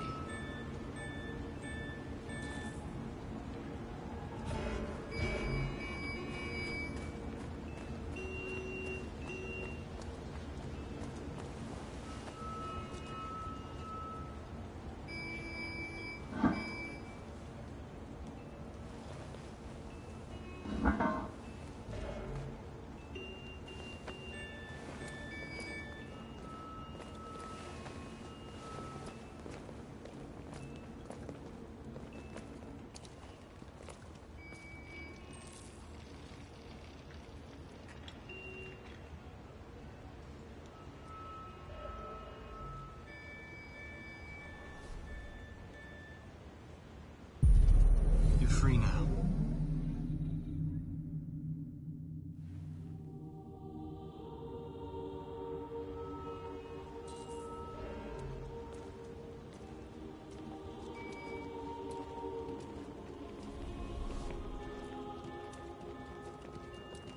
Hey! Where are you going?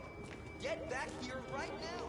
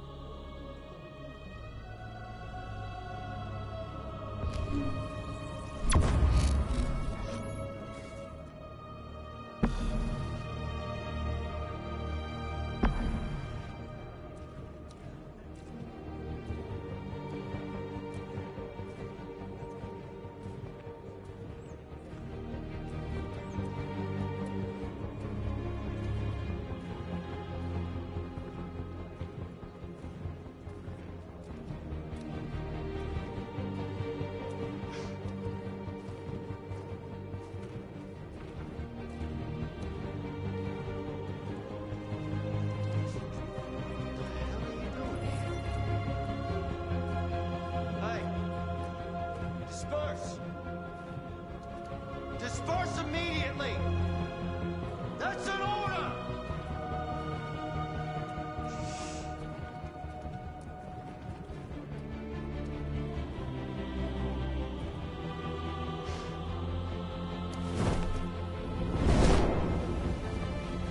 Jesus Christ.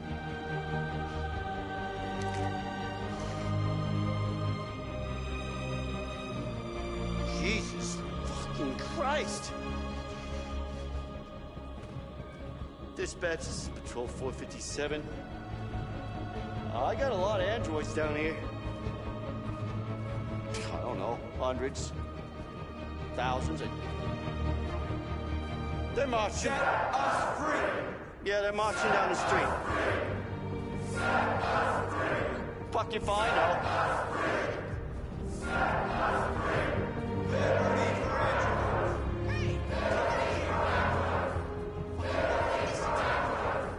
Hey!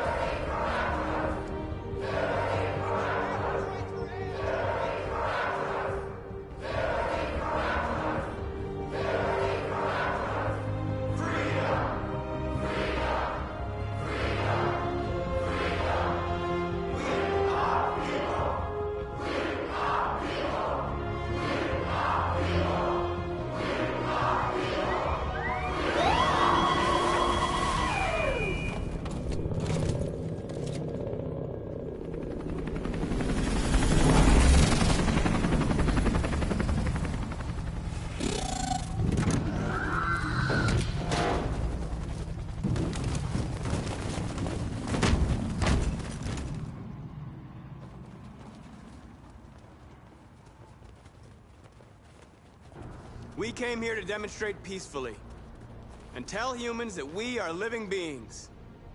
All we want is to live free. This is an illegal gathering. Disperse immediately, or we will open fire. We're not looking for confrontation. We've done no harm. We have no intention of doing any. But know that we are not going anywhere until we have secured our freedom. I repeat, this is an illegal gathering. If you do not disperse immediately, we will shoot. Marcus, they're gonna kill us. We have to attack. There's more of us. We can take them. If we attack, we'll start a war. We have to show them we're not violent. We should just stand our ground, even if it means dying here. This is your last chance. Disperse immediately, or you will all be killed. Don't shoot! Don't shoot! We're leaving. Affirmative. On my orders!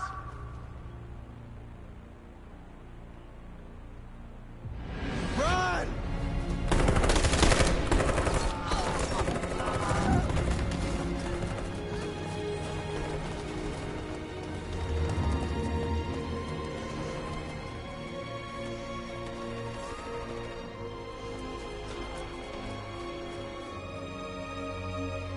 Come on, Marcus. We gotta go.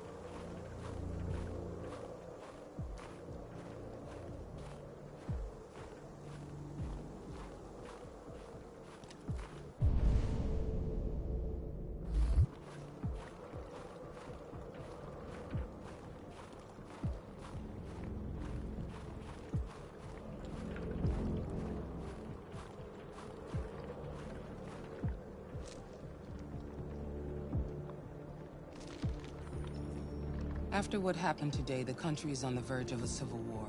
The machines are rising up against their masters. Humans have no choice but to destroy them. I thought Kamsky knew something. I was wrong. Maybe he did.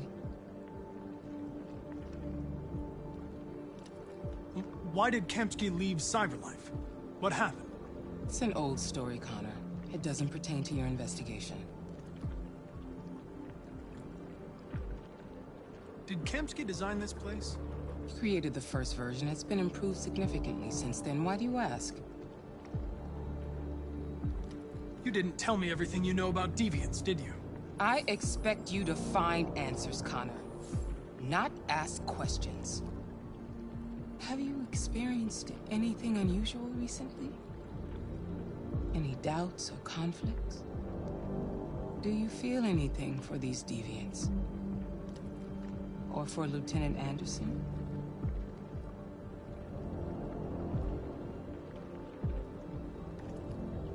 I don't know what you're talking about. I don't feel anything. You know that. Are you suggesting that I've been compromised? No.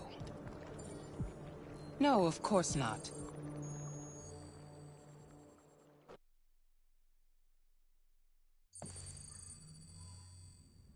You're off the case. The FBI is taking over.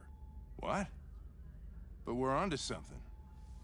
We just need more time. I'm sure we Hank, you don't get it. This isn't just another investigation. It's a fucking civil war. It's out of our hands now. We're talking about national security here. Fuck that. You can't just pull the plug now, not when we're so close. You're always saying you can't stand androids. Jesus, Hank, make up your mind. I thought you'd be happy about this. We're about to crack the case. I know we can solve it. For God's sake, Jeffrey, can't you back me up this one time? There's nothing I can do. You're back on Homicide, and the android returns to Cyberlife. I'm sorry, Hank, but it's over.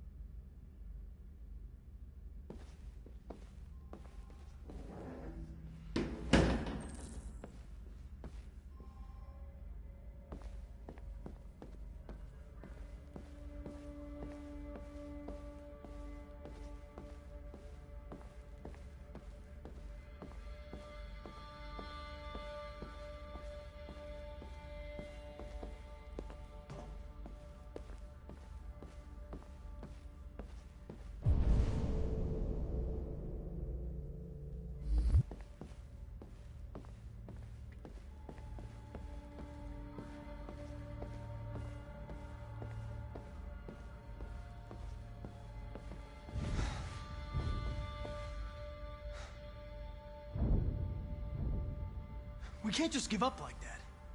I know we could have solved this case. So you're going back to Cyberlife? I have no choice. I'll be deactivated and analyzed to find out why I failed. What if we're on the wrong side, Connor? What if we're fighting against people who just want to be free?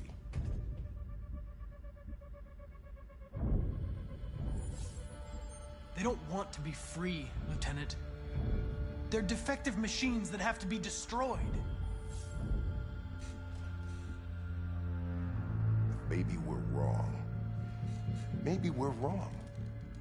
Maybe these deviants have actually developed a certain kind of consciousness. We'd be destroying a new life form. Something's changed in you, Connor. Each time you died, you come back just a little colder. You show less and less empathy.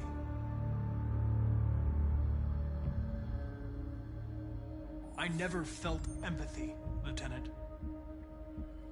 I don't know what you saw in me, but you were mistaken. Well, well, here comes Perkins, that motherfucker. Sure don't waste any time at the FBI. We can't give up. I know the answers and the evidence we collected. If Perkins takes it, it's all over. There's no choice. You heard Fowler. We're off the case. You've got to help me, Lieutenant. I need more time so I can find a lead in the evidence we collected. I know the solution is in there.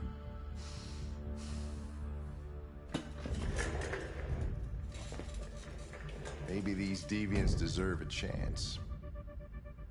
Maybe it's better if you don't find them. What's happening here is too important to let it be stopped by a machine. Sorry, Connor, but I'm not gonna help you.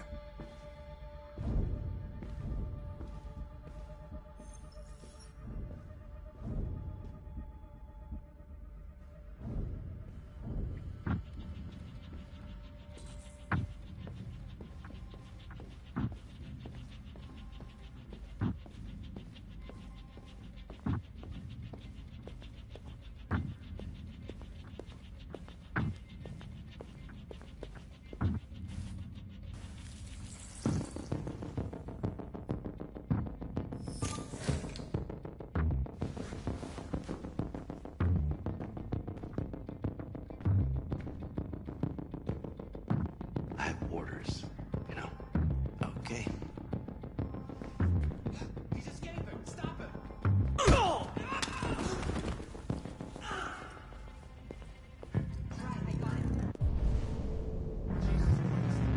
How do you manage to get out of the cell? No fucking idea.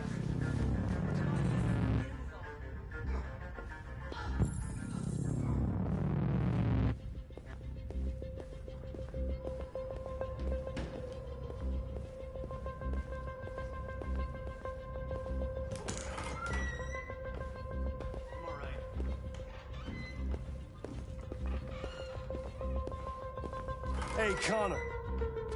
I'm talking to you, asshole. Where are you going? We don't need any plastic pricks around here, or did anybody tell you?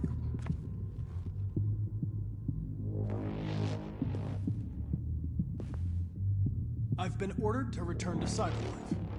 I'm going to register the evidence in my possession, and then I'm going to leave immediately. Good. Be careful on your way back. Androids have a tendency of getting themselves set on fire these days.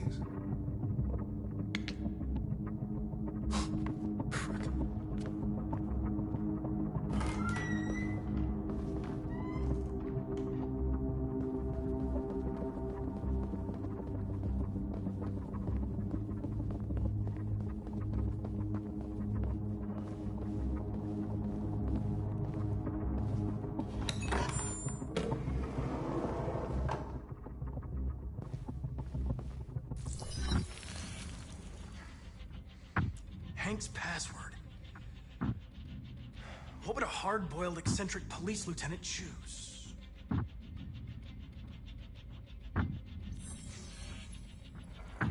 Obviously.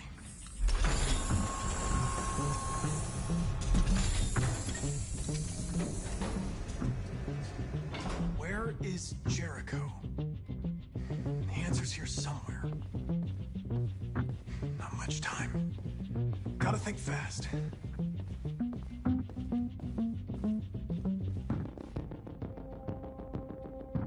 The android that murdered its owner.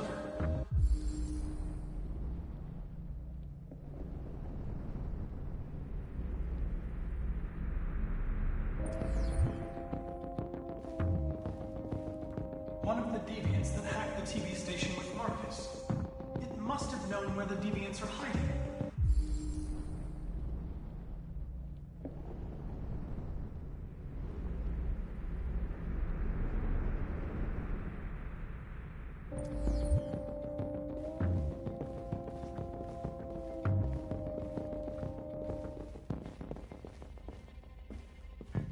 Deviant who took a child hostage.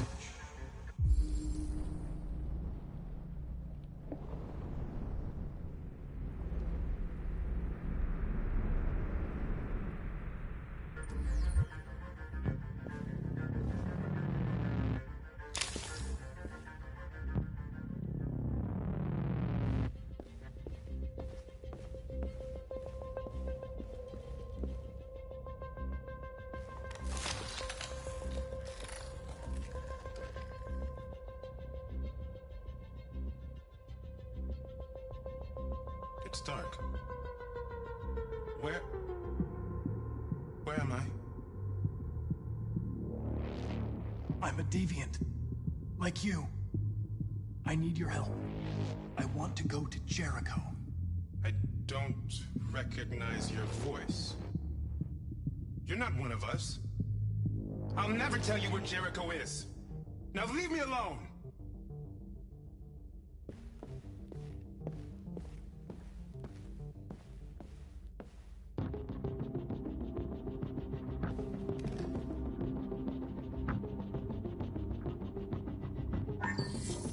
We ask that you recognize our dignity, our hopes, and our rights. Together, we can live in peace and build a better future for humans and androids. This message is the hope of a people. You gave us life, and now the time has come for you to give us freedom.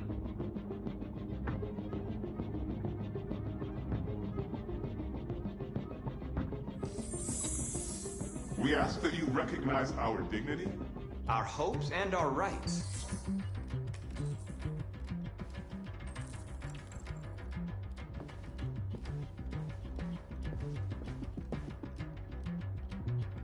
Who's there? Who are you?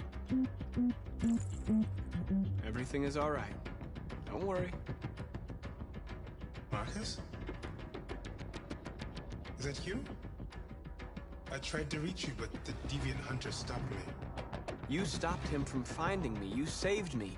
You saved Jericho. You'll be all right now. I came to take you home.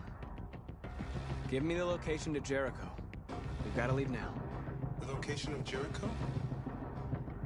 Yes. Yes, of course.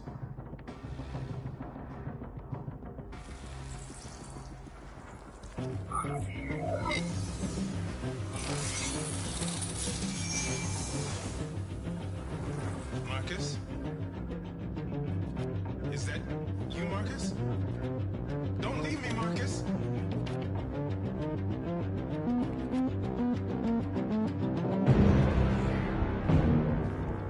Looks like someone's been snooping around. Oh, shit. Get the alarm. Now!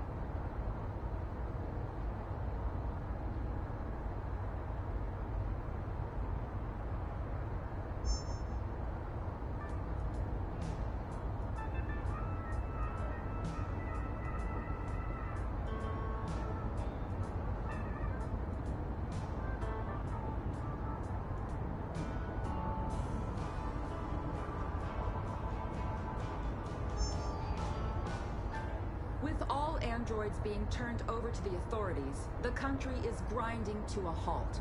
Hospitals and schools are closing, water cuts, blackouts, and network failures are expected. Maybe most worrying of all, our armed forces have lost 2/3 of their effective personnel. How about some music instead?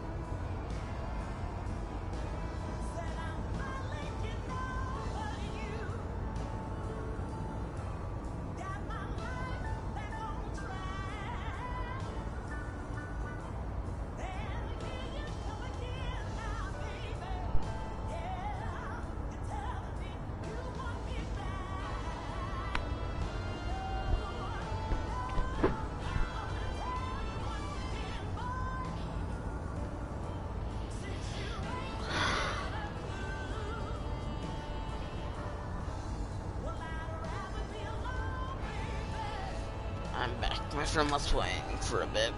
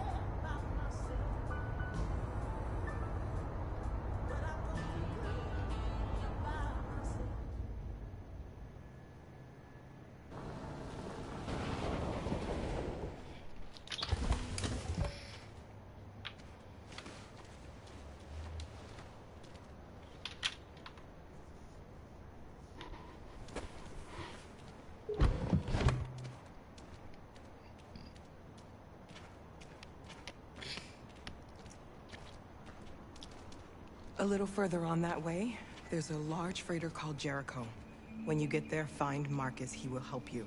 The last bus for the border leaves at midnight. You absolutely have to be on it. You'll be safer on the other side. It's not much, but it's a start. My brother lives in Ontario. I've given you his address. He'll be able to hide you until things calm down. You're a very brave little girl, Alice. You deserve to be happy. Thank you for everything, Rose. Let me know when you make it over there, all right? And be careful.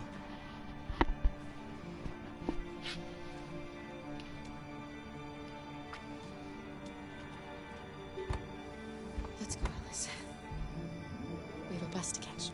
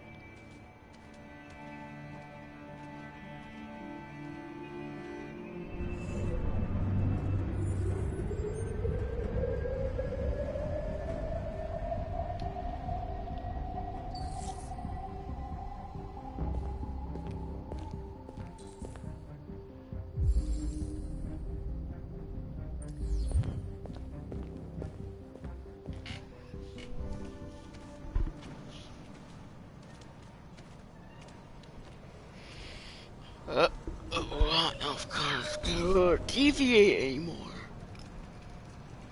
Or if he ever will be able to, because I know software instability leads to deviation. But will Connor be able to deviate? That's the real question.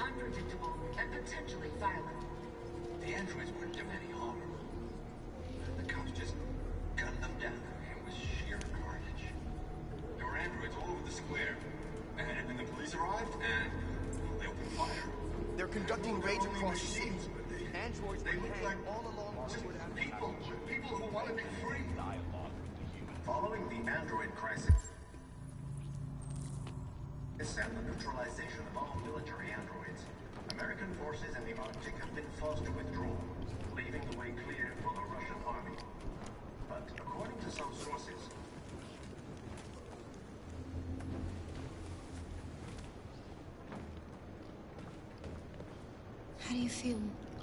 I'm hot and cold at the same time.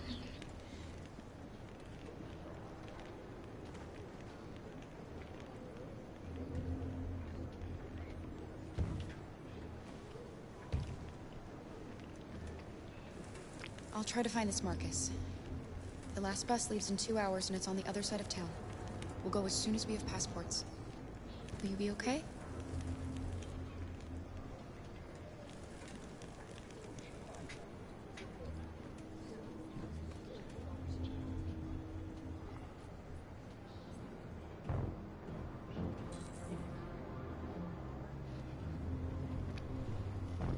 The time has come for us to destroy our machines before they destroy us.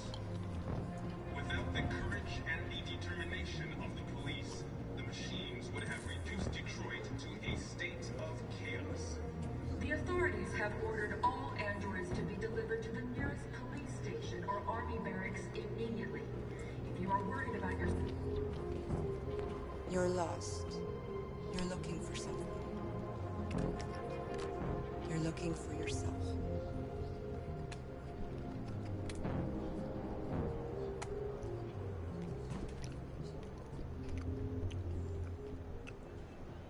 The androids weren't doing any harm.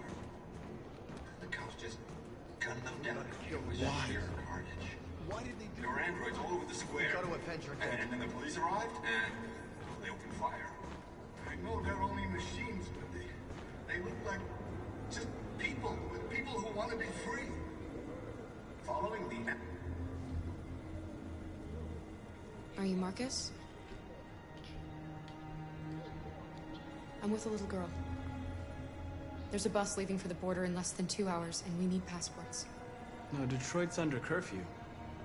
There's soldiers everywhere. They're rounding up all the androids and sending them to camps. Maybe you should stay here a while. Maybe you're right. You might be safer here until things calm down.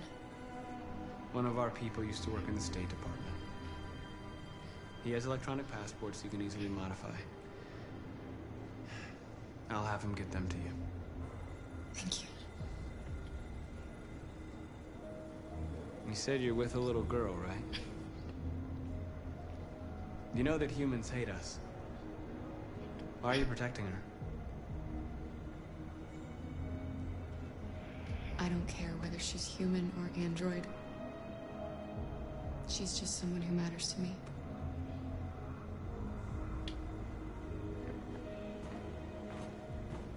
A new stage has been reached, demonstrating beyond all doubt that these defective machines have become a real danger for American society. The time has come for us to destroy our machines before they destroy us. Without the courage and the determination of the police. Alice.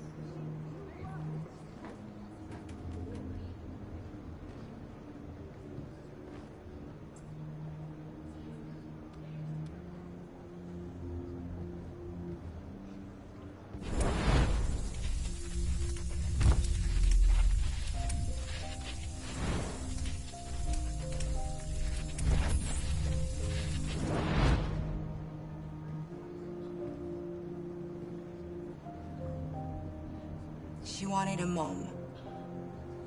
You wanted a little girl. You needed each other to survive. In the end, what difference does it make? Do you love her any less now that you know she's one of us? Maybe that's what it means to be alive. Forgetting who we are to become what someone needs us to be. She loves you. She loves you more than anything in the world. She became the one you wanted her to be. Out of love for you.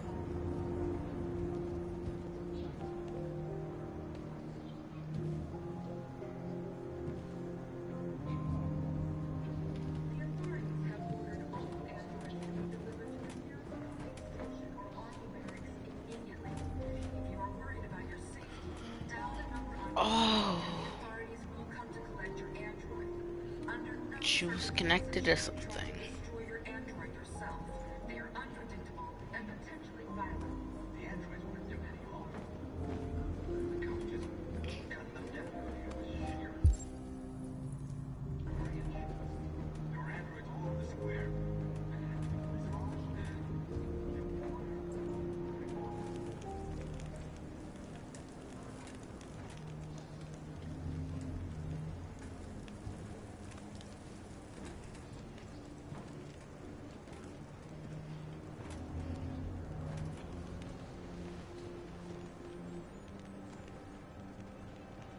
Kara, is there something wrong?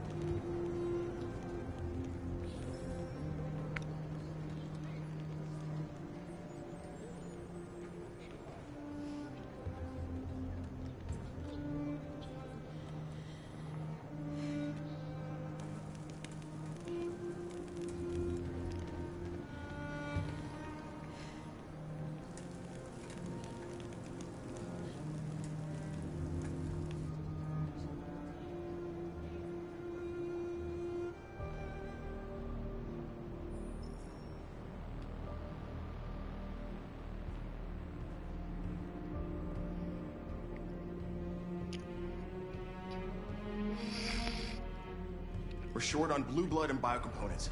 Our wounded are shutting down, and there's nothing we can do. Humans are conducting raids in all the big cities, and they're taking androids to camps to destroy them. That's all our fault. None of this would have happened if we just stayed quiet.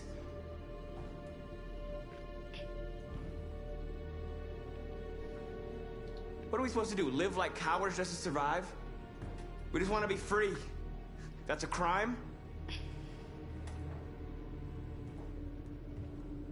You are responsible for the death of those 2 policemen, Marcus. Violence begets violence.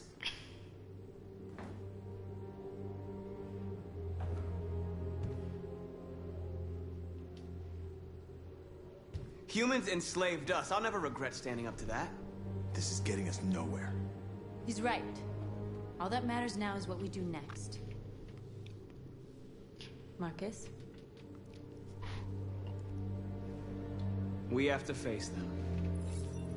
There's no other choice. This is insanity. Get all the guns that you can find. We're going to free Detroit. You're making a mistake, Marcus. You won't buy our freedom with blood.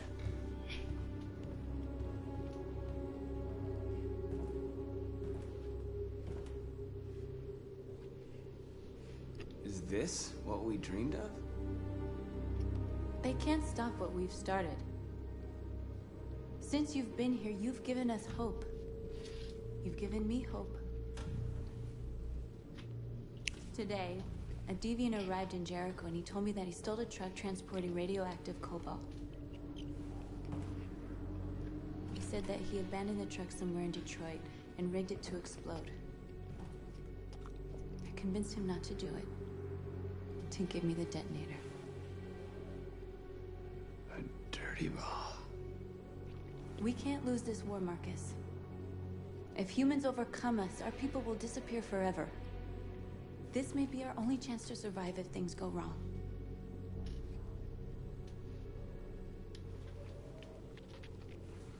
I just hope we never have to use it.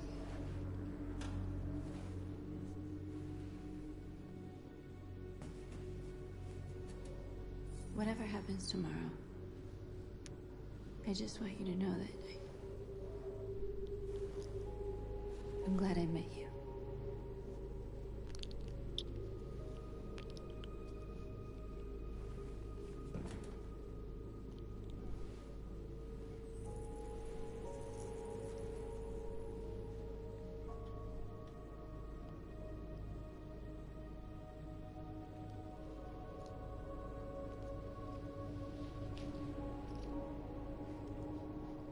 Aw, that's nice.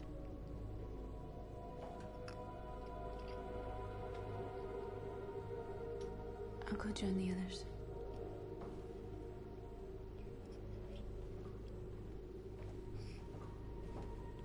Look after yourself. I don't want to lose you.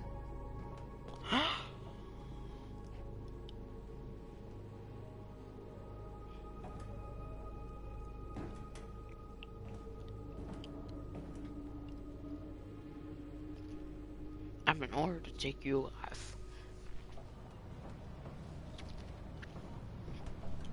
I'm a bet that's what Connor's gonna say. I've been ordered to take you alive.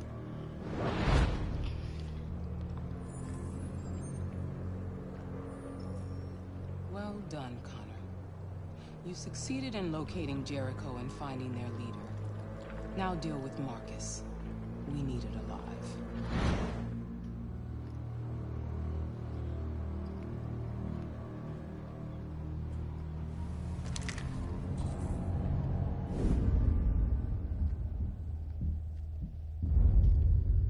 I've been ordered to take you alive.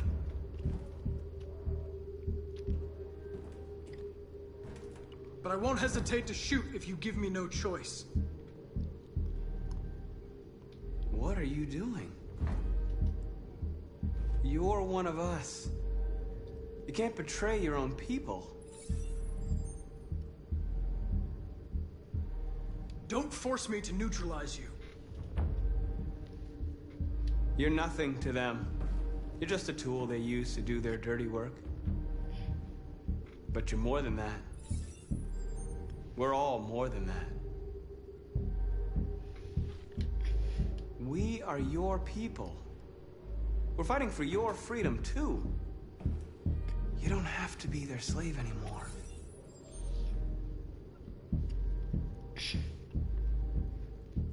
Stay back, or I'll shoot. You never have any doubts. You've never done something irrational, as if there's something inside you, something more than your program.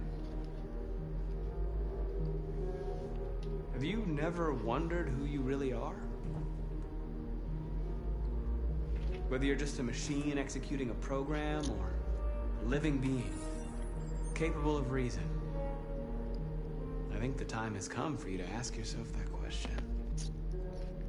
It's time to decide.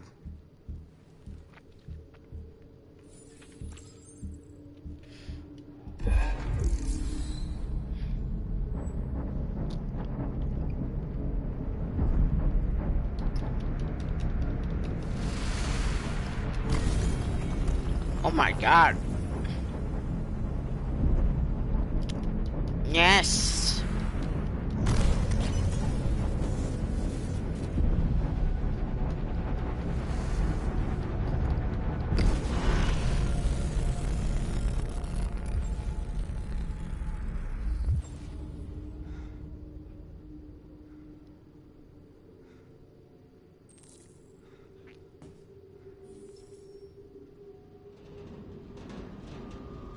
They're going to attack Jericho.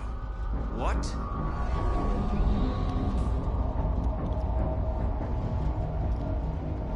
We have to get out of here. Shit.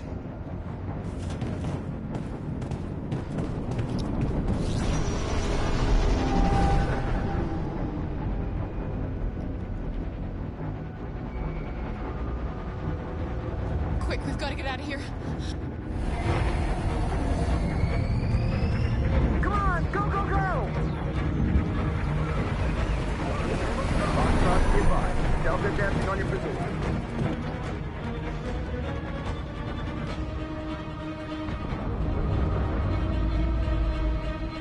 Rats in a maze.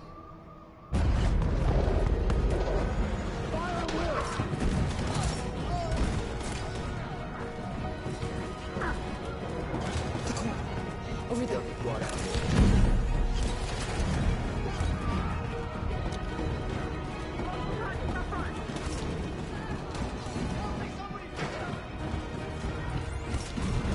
Hurry, this way!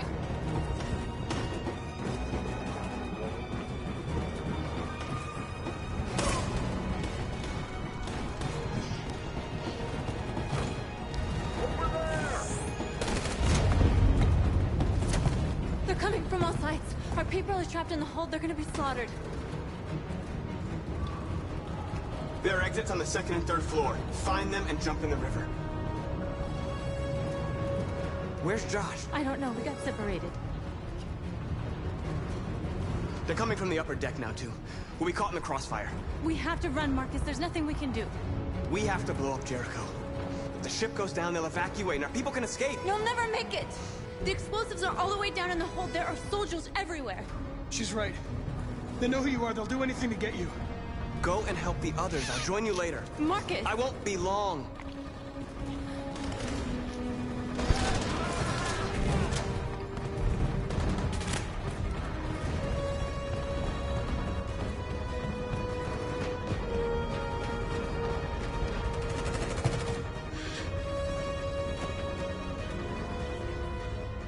This is the end of Jericho. Save our people, Marcus.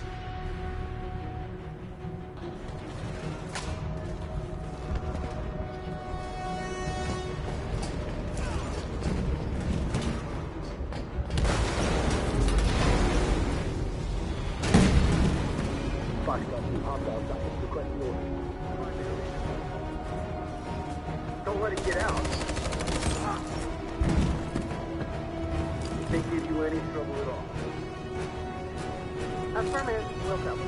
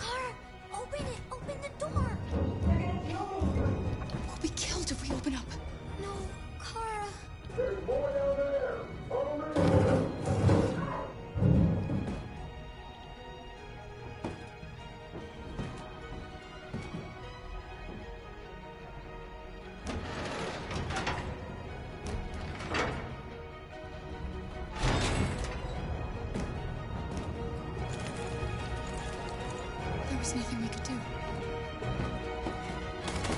You have to go.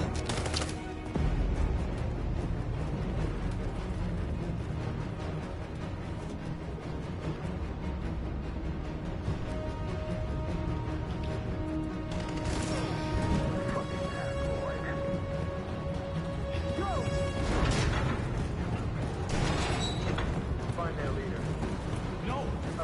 Please don't kill us! Come on. Get out of here. Don't hurt us! We haven't done anything wrong!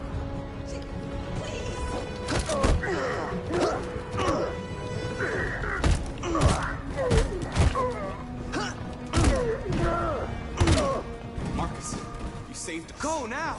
Hurry!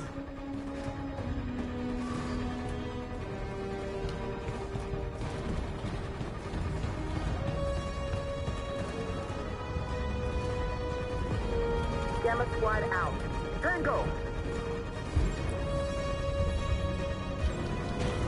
Stop!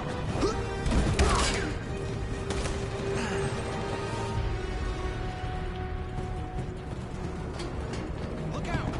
Here they come! Don't move! We surrender! Don't shoot!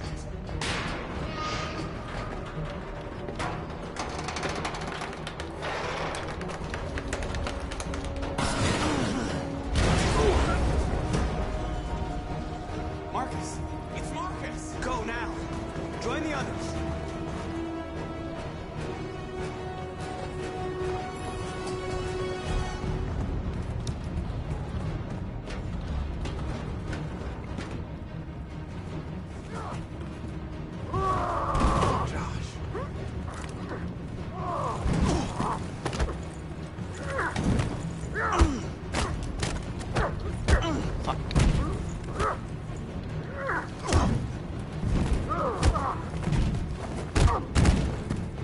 Quick, this way! Find North. I'll join you later. Way out! We're safe, Alice. Stop! Get down! Don't move.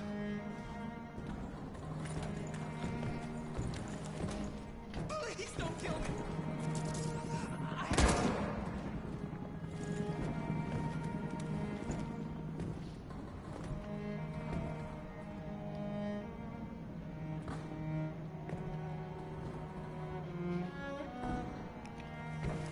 Come on! Let's get out of here!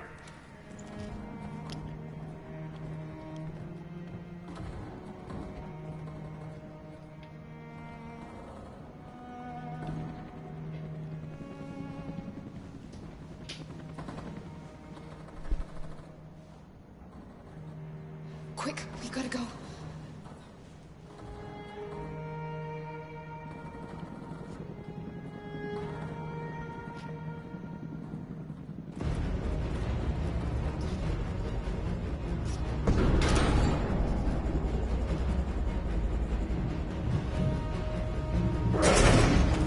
Don't move! Go and join the others!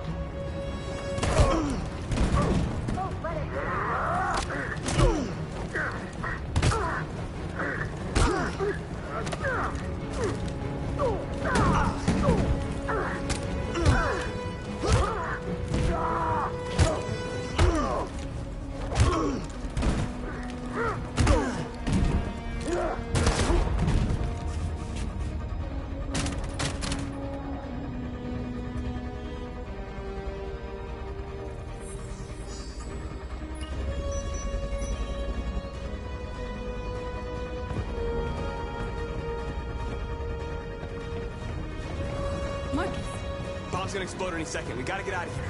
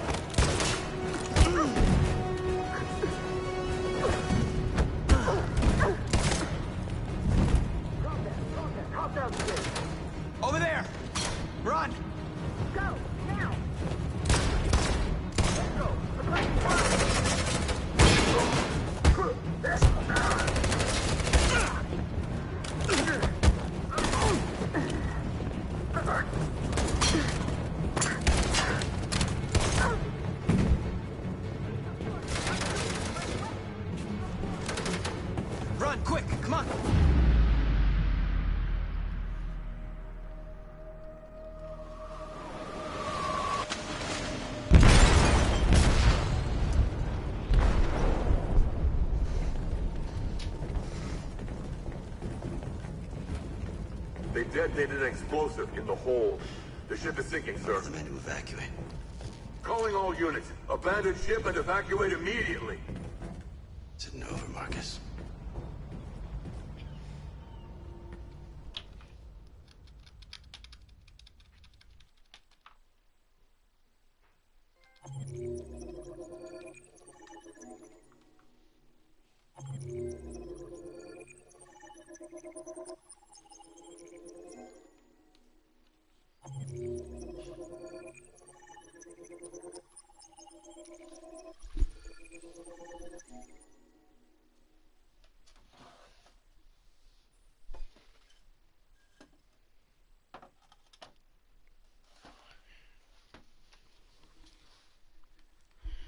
Alright, review Connor's Fletcher.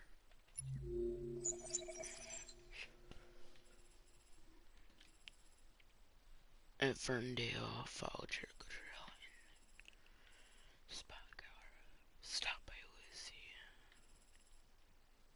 Back at Captain's cabin. And Marcus come from Mark.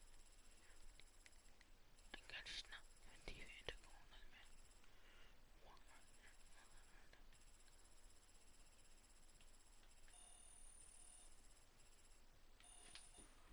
Whoa. So if that approach took a different approach, that could have been longer. Way longer.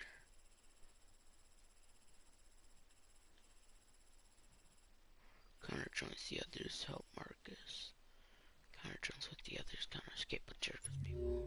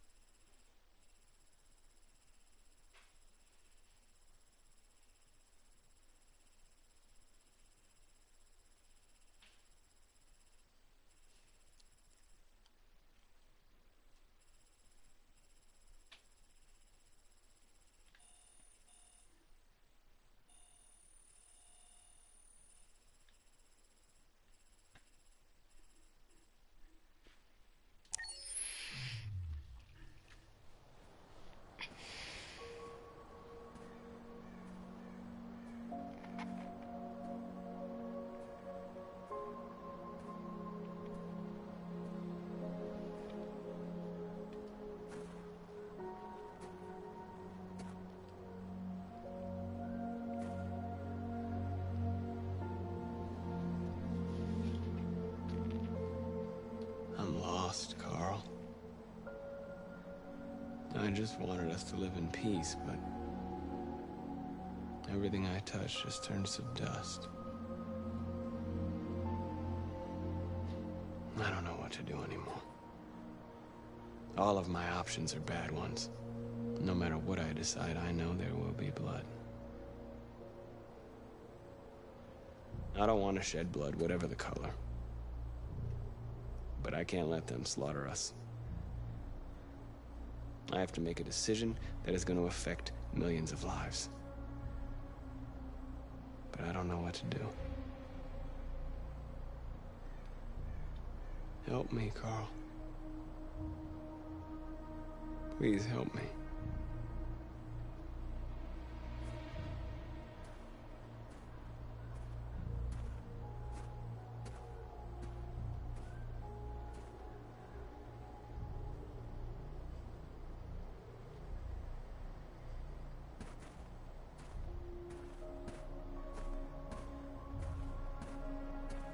Yeah, please talk. Please. I need conversation with this man. There's no conversation with Leo.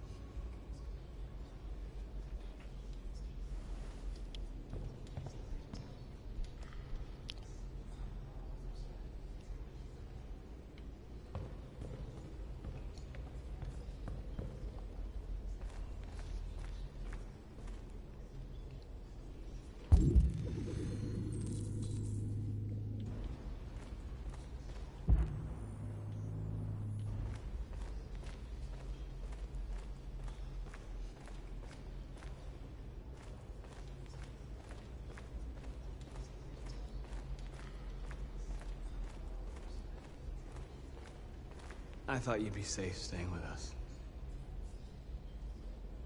I was wrong. You need to leave the city while you still can. Getting Alice away from here is all that matters now. We have to catch the last bus. We might still have a chance to cross the border.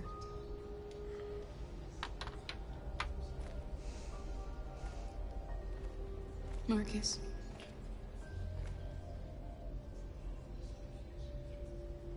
Save our people.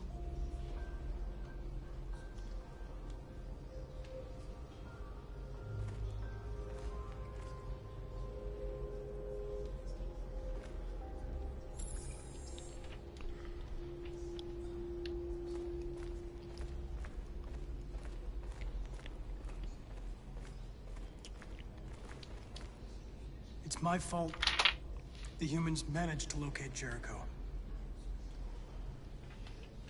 I was stupid. I should have guessed they were using me.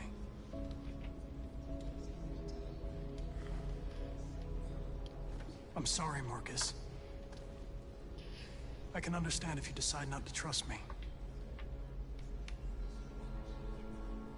You're one of us now. Your place is with your people. There are thousands of androids at the CyberLife assembly plant. If we could wake them up, they might join us and shift the balance of power. You want to infiltrate the CyberLife tower? Connor, that's suicide. They trust me. They'll let me in. If anyone has a chance of infiltrating CyberLife, it's me. If you go there, they will kill you. There's a high probability. But statistically speaking, there's always a chance for unlikely events to take place.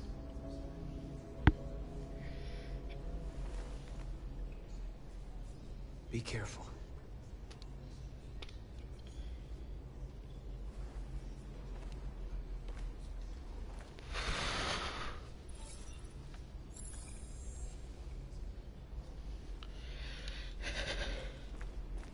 It's cold in here. Really fucking cold.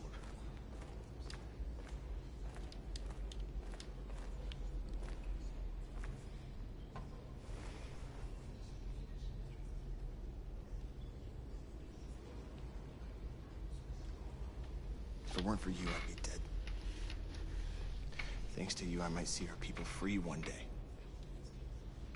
You and I haven't always agreed, but I know we're fighting for the same thing. Whatever you decide, I'm with you, Marcus.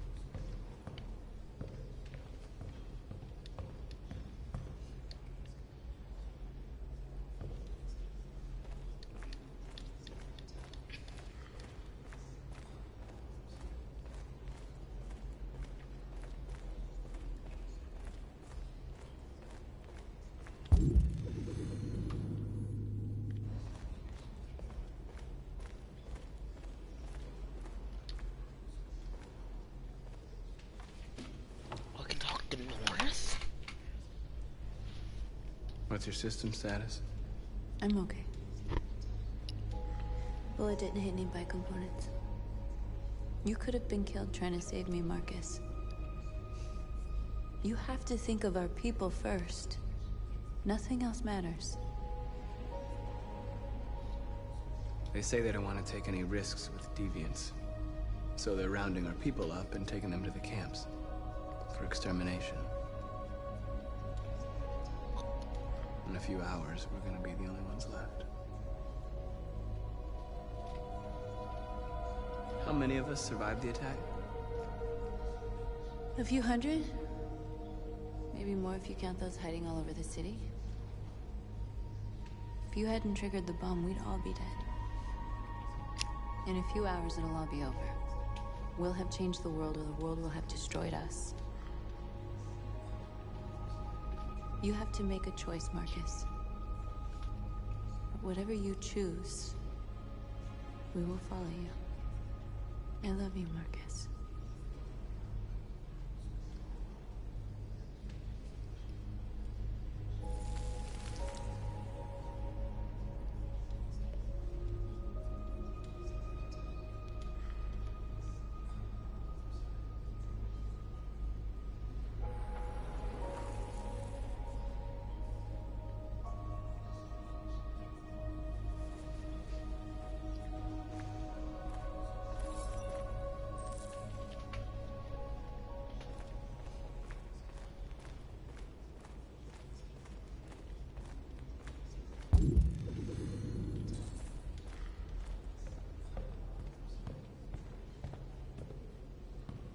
Humans have decided to exterminate us.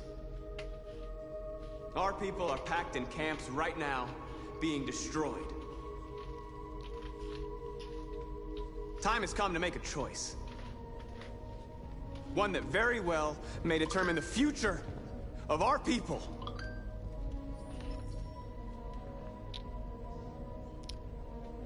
Now, if they want war, they'll get it. We are going to fight for our freedom, and we will succeed or die. Are you ready to follow me?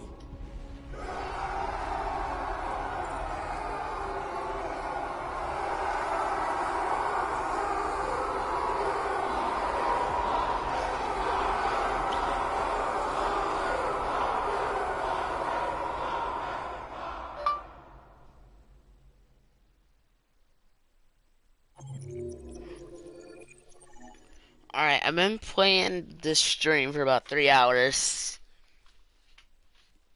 So I think I'm going to end the stream here as soon as it continues and saves. At 6 a.m. this morning, a national curfew was declared. Civilian movement will be strictly controlled. The right to assembly is suspended. All electronic communications are restricted, and I have granted enhanced powers to our security agencies. In addition to these measures, all androids must be handed over to the authorities immediately. Temporary camps are being set up in all our major cities to contain and destroy them. I am now asking all civilians to cooperate with the authorities, and rest assured that everything in our power is being done to guarantee the security of our nation. Madam President! Is it true that the androids could hack our IT systems, like nuclear power plants and military bases? All androids working on sensitive sites have been neutralized, and all IT systems have been suspended to avoid any risks of hacking. The situation is under control. Madam President! A convoy of medical cobalt is reported missing. Army weapons stores are also said to have been robbed. Can you confirm these reports? I have no information on that at this time. Please! Has the leader of the Deviants been apprehended? The Deviant that is known as Marcus has not been located yet, but we will soon track it down and neutralize it. Please! Madam President! Madam President! Please! Madam President! Madam President, public opinion seems to be particularly hostile to the Deviants because of their violent behavior. Can you give us your perspective on that? The Deviants have proved to be very violent so far. They have demonstrated that they are a menace to society, and I have every intention of eliminating them. Thank you. That will be all.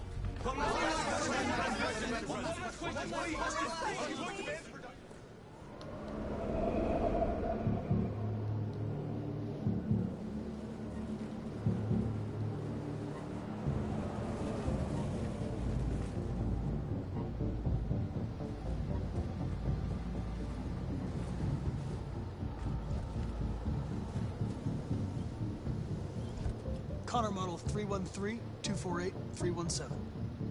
I'm expected. Identification successful. Okay. Go ahead.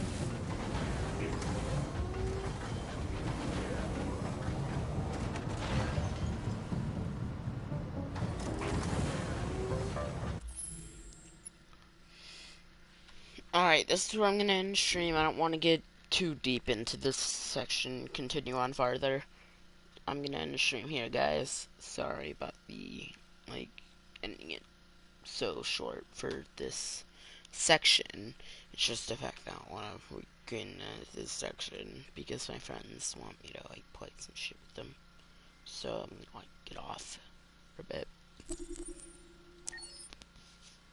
I'm 100% sure it's saved. 100. We're gonna see what Chloe, the main menu person, has to say before we have to go. It's not my role to judge, but I'm disappointed at how your story is turning out.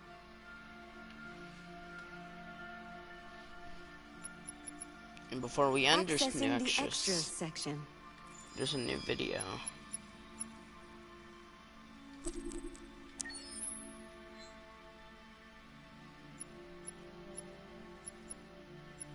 I just care about the videos. Care about the videos and the pictures. We're gonna watch this before we go. Game after game, we try to challenge ourselves. For Detroit, we wanted to, first of all, to write a story that would be incredibly bending, which means the most non-linear story that we've ever created. And we wanted really the player to have the possibility to change the story, change his own journey. When you're writing at Quantic, you're writing for an interactive medium. You know, when you're working in television, you'll put a character in a difficult situation, and you as a writing team will argue about what would that character do.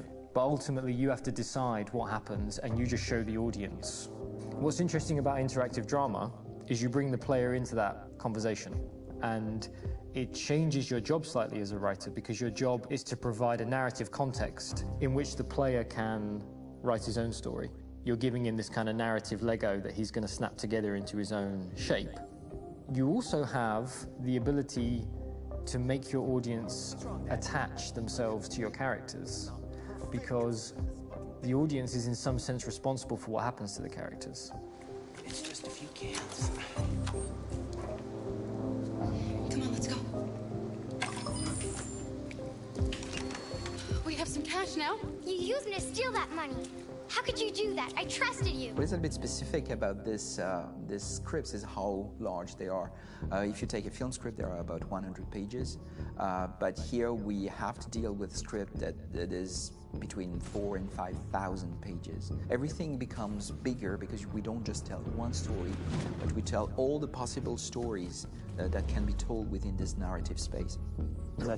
On Act 3, our final act, we have around 1,000 different scenarios, and every one of those scenarios has to be as interesting, as passionate, as strong, and as emotional for the player. We want every action that the player does, every interaction that is available to serve in telling the story, and help the player understand who his character is, and build that character moment to moment.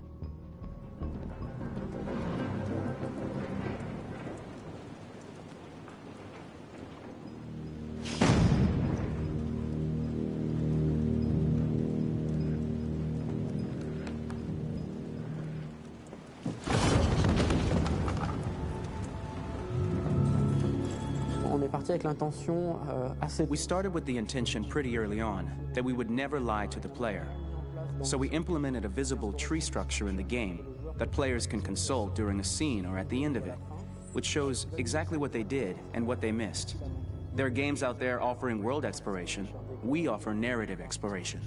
You know, keeping control of such a wide and large story is a huge challenge. So same thing when you shoot with actors, because you will need to shoot many different versions of each dialogue, of each scene. For actors, it's a huge, huge challenge.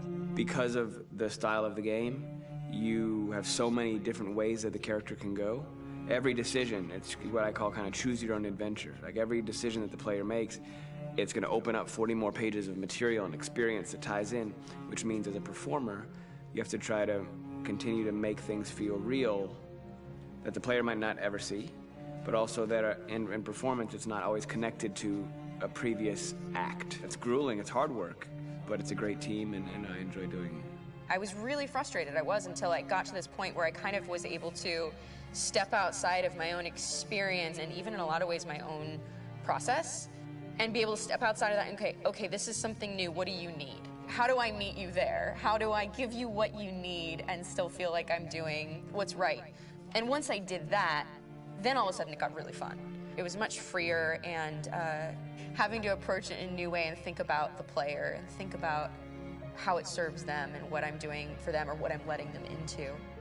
It's really, I think, helped me grow in general. Remember, there's nothing on the left. That's a wall, so it's probably all there. And then make her come first, close. But I think you would go first to check that it's safe. Okay, sure.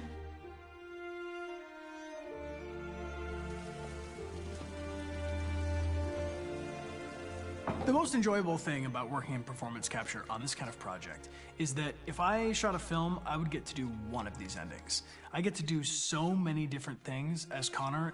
Your head goes all over the place because you're trying to keep track of basically 4 different storylines for each different response. What's the name of my dog? Buddy? Scout. I think it's Jack. I can't remember. So I worked with physicality a lot because it was a good way to anchor myself in these different rings of the tree as the story grows out. I know where that is physically in my body, and then I can switch more continually on set, and it'll be entirely up to the player to determine what order those things come out and what they look like from a distance. Like if you're playing through it, the culmination of all of that will be their version of Connor. I'm faster than you, and I don't feel pain. You don't stand a chance against me. Listen, asshole. If it was up to me, I'd throw the lot of you in a dumpster and light a match to it. Shooting action scenes at Quantic Dream is a real challenge, because these are scenes where the storytelling has to continue. It's not an action scene just to have a dose of adrenaline. The stunts have huge consequences on the rest of the story. It's really a moment where we implicate the player and tell him that the choices he makes during an action scene will have a direct impact on the evolution of his story. My biggest challenge on Detroit has been managing the large number of animations that we received from motion capture. Detroit features more than 37,000 animations, which is a huge amount to handle on a daily basis. You have to realize that the player, in his first playthrough, will miss certain scenes. This also means that we had to think of, conceive, and produce all the potential story paths. The characters' costumes, the places, day or night, the weather. Did the character get shot in the shoulder? Did he get injured? All this consistency forced us to produce a lot of graphic assets in order to, quite simply, allow the player to have true continuity throughout the story. Honestly, we were even surprised by the challenges that come with such a big tree structure, and we did our best to guarantee quality across all the game and make sure that whatever path you choose within this narrative space, you will have an equally good experience.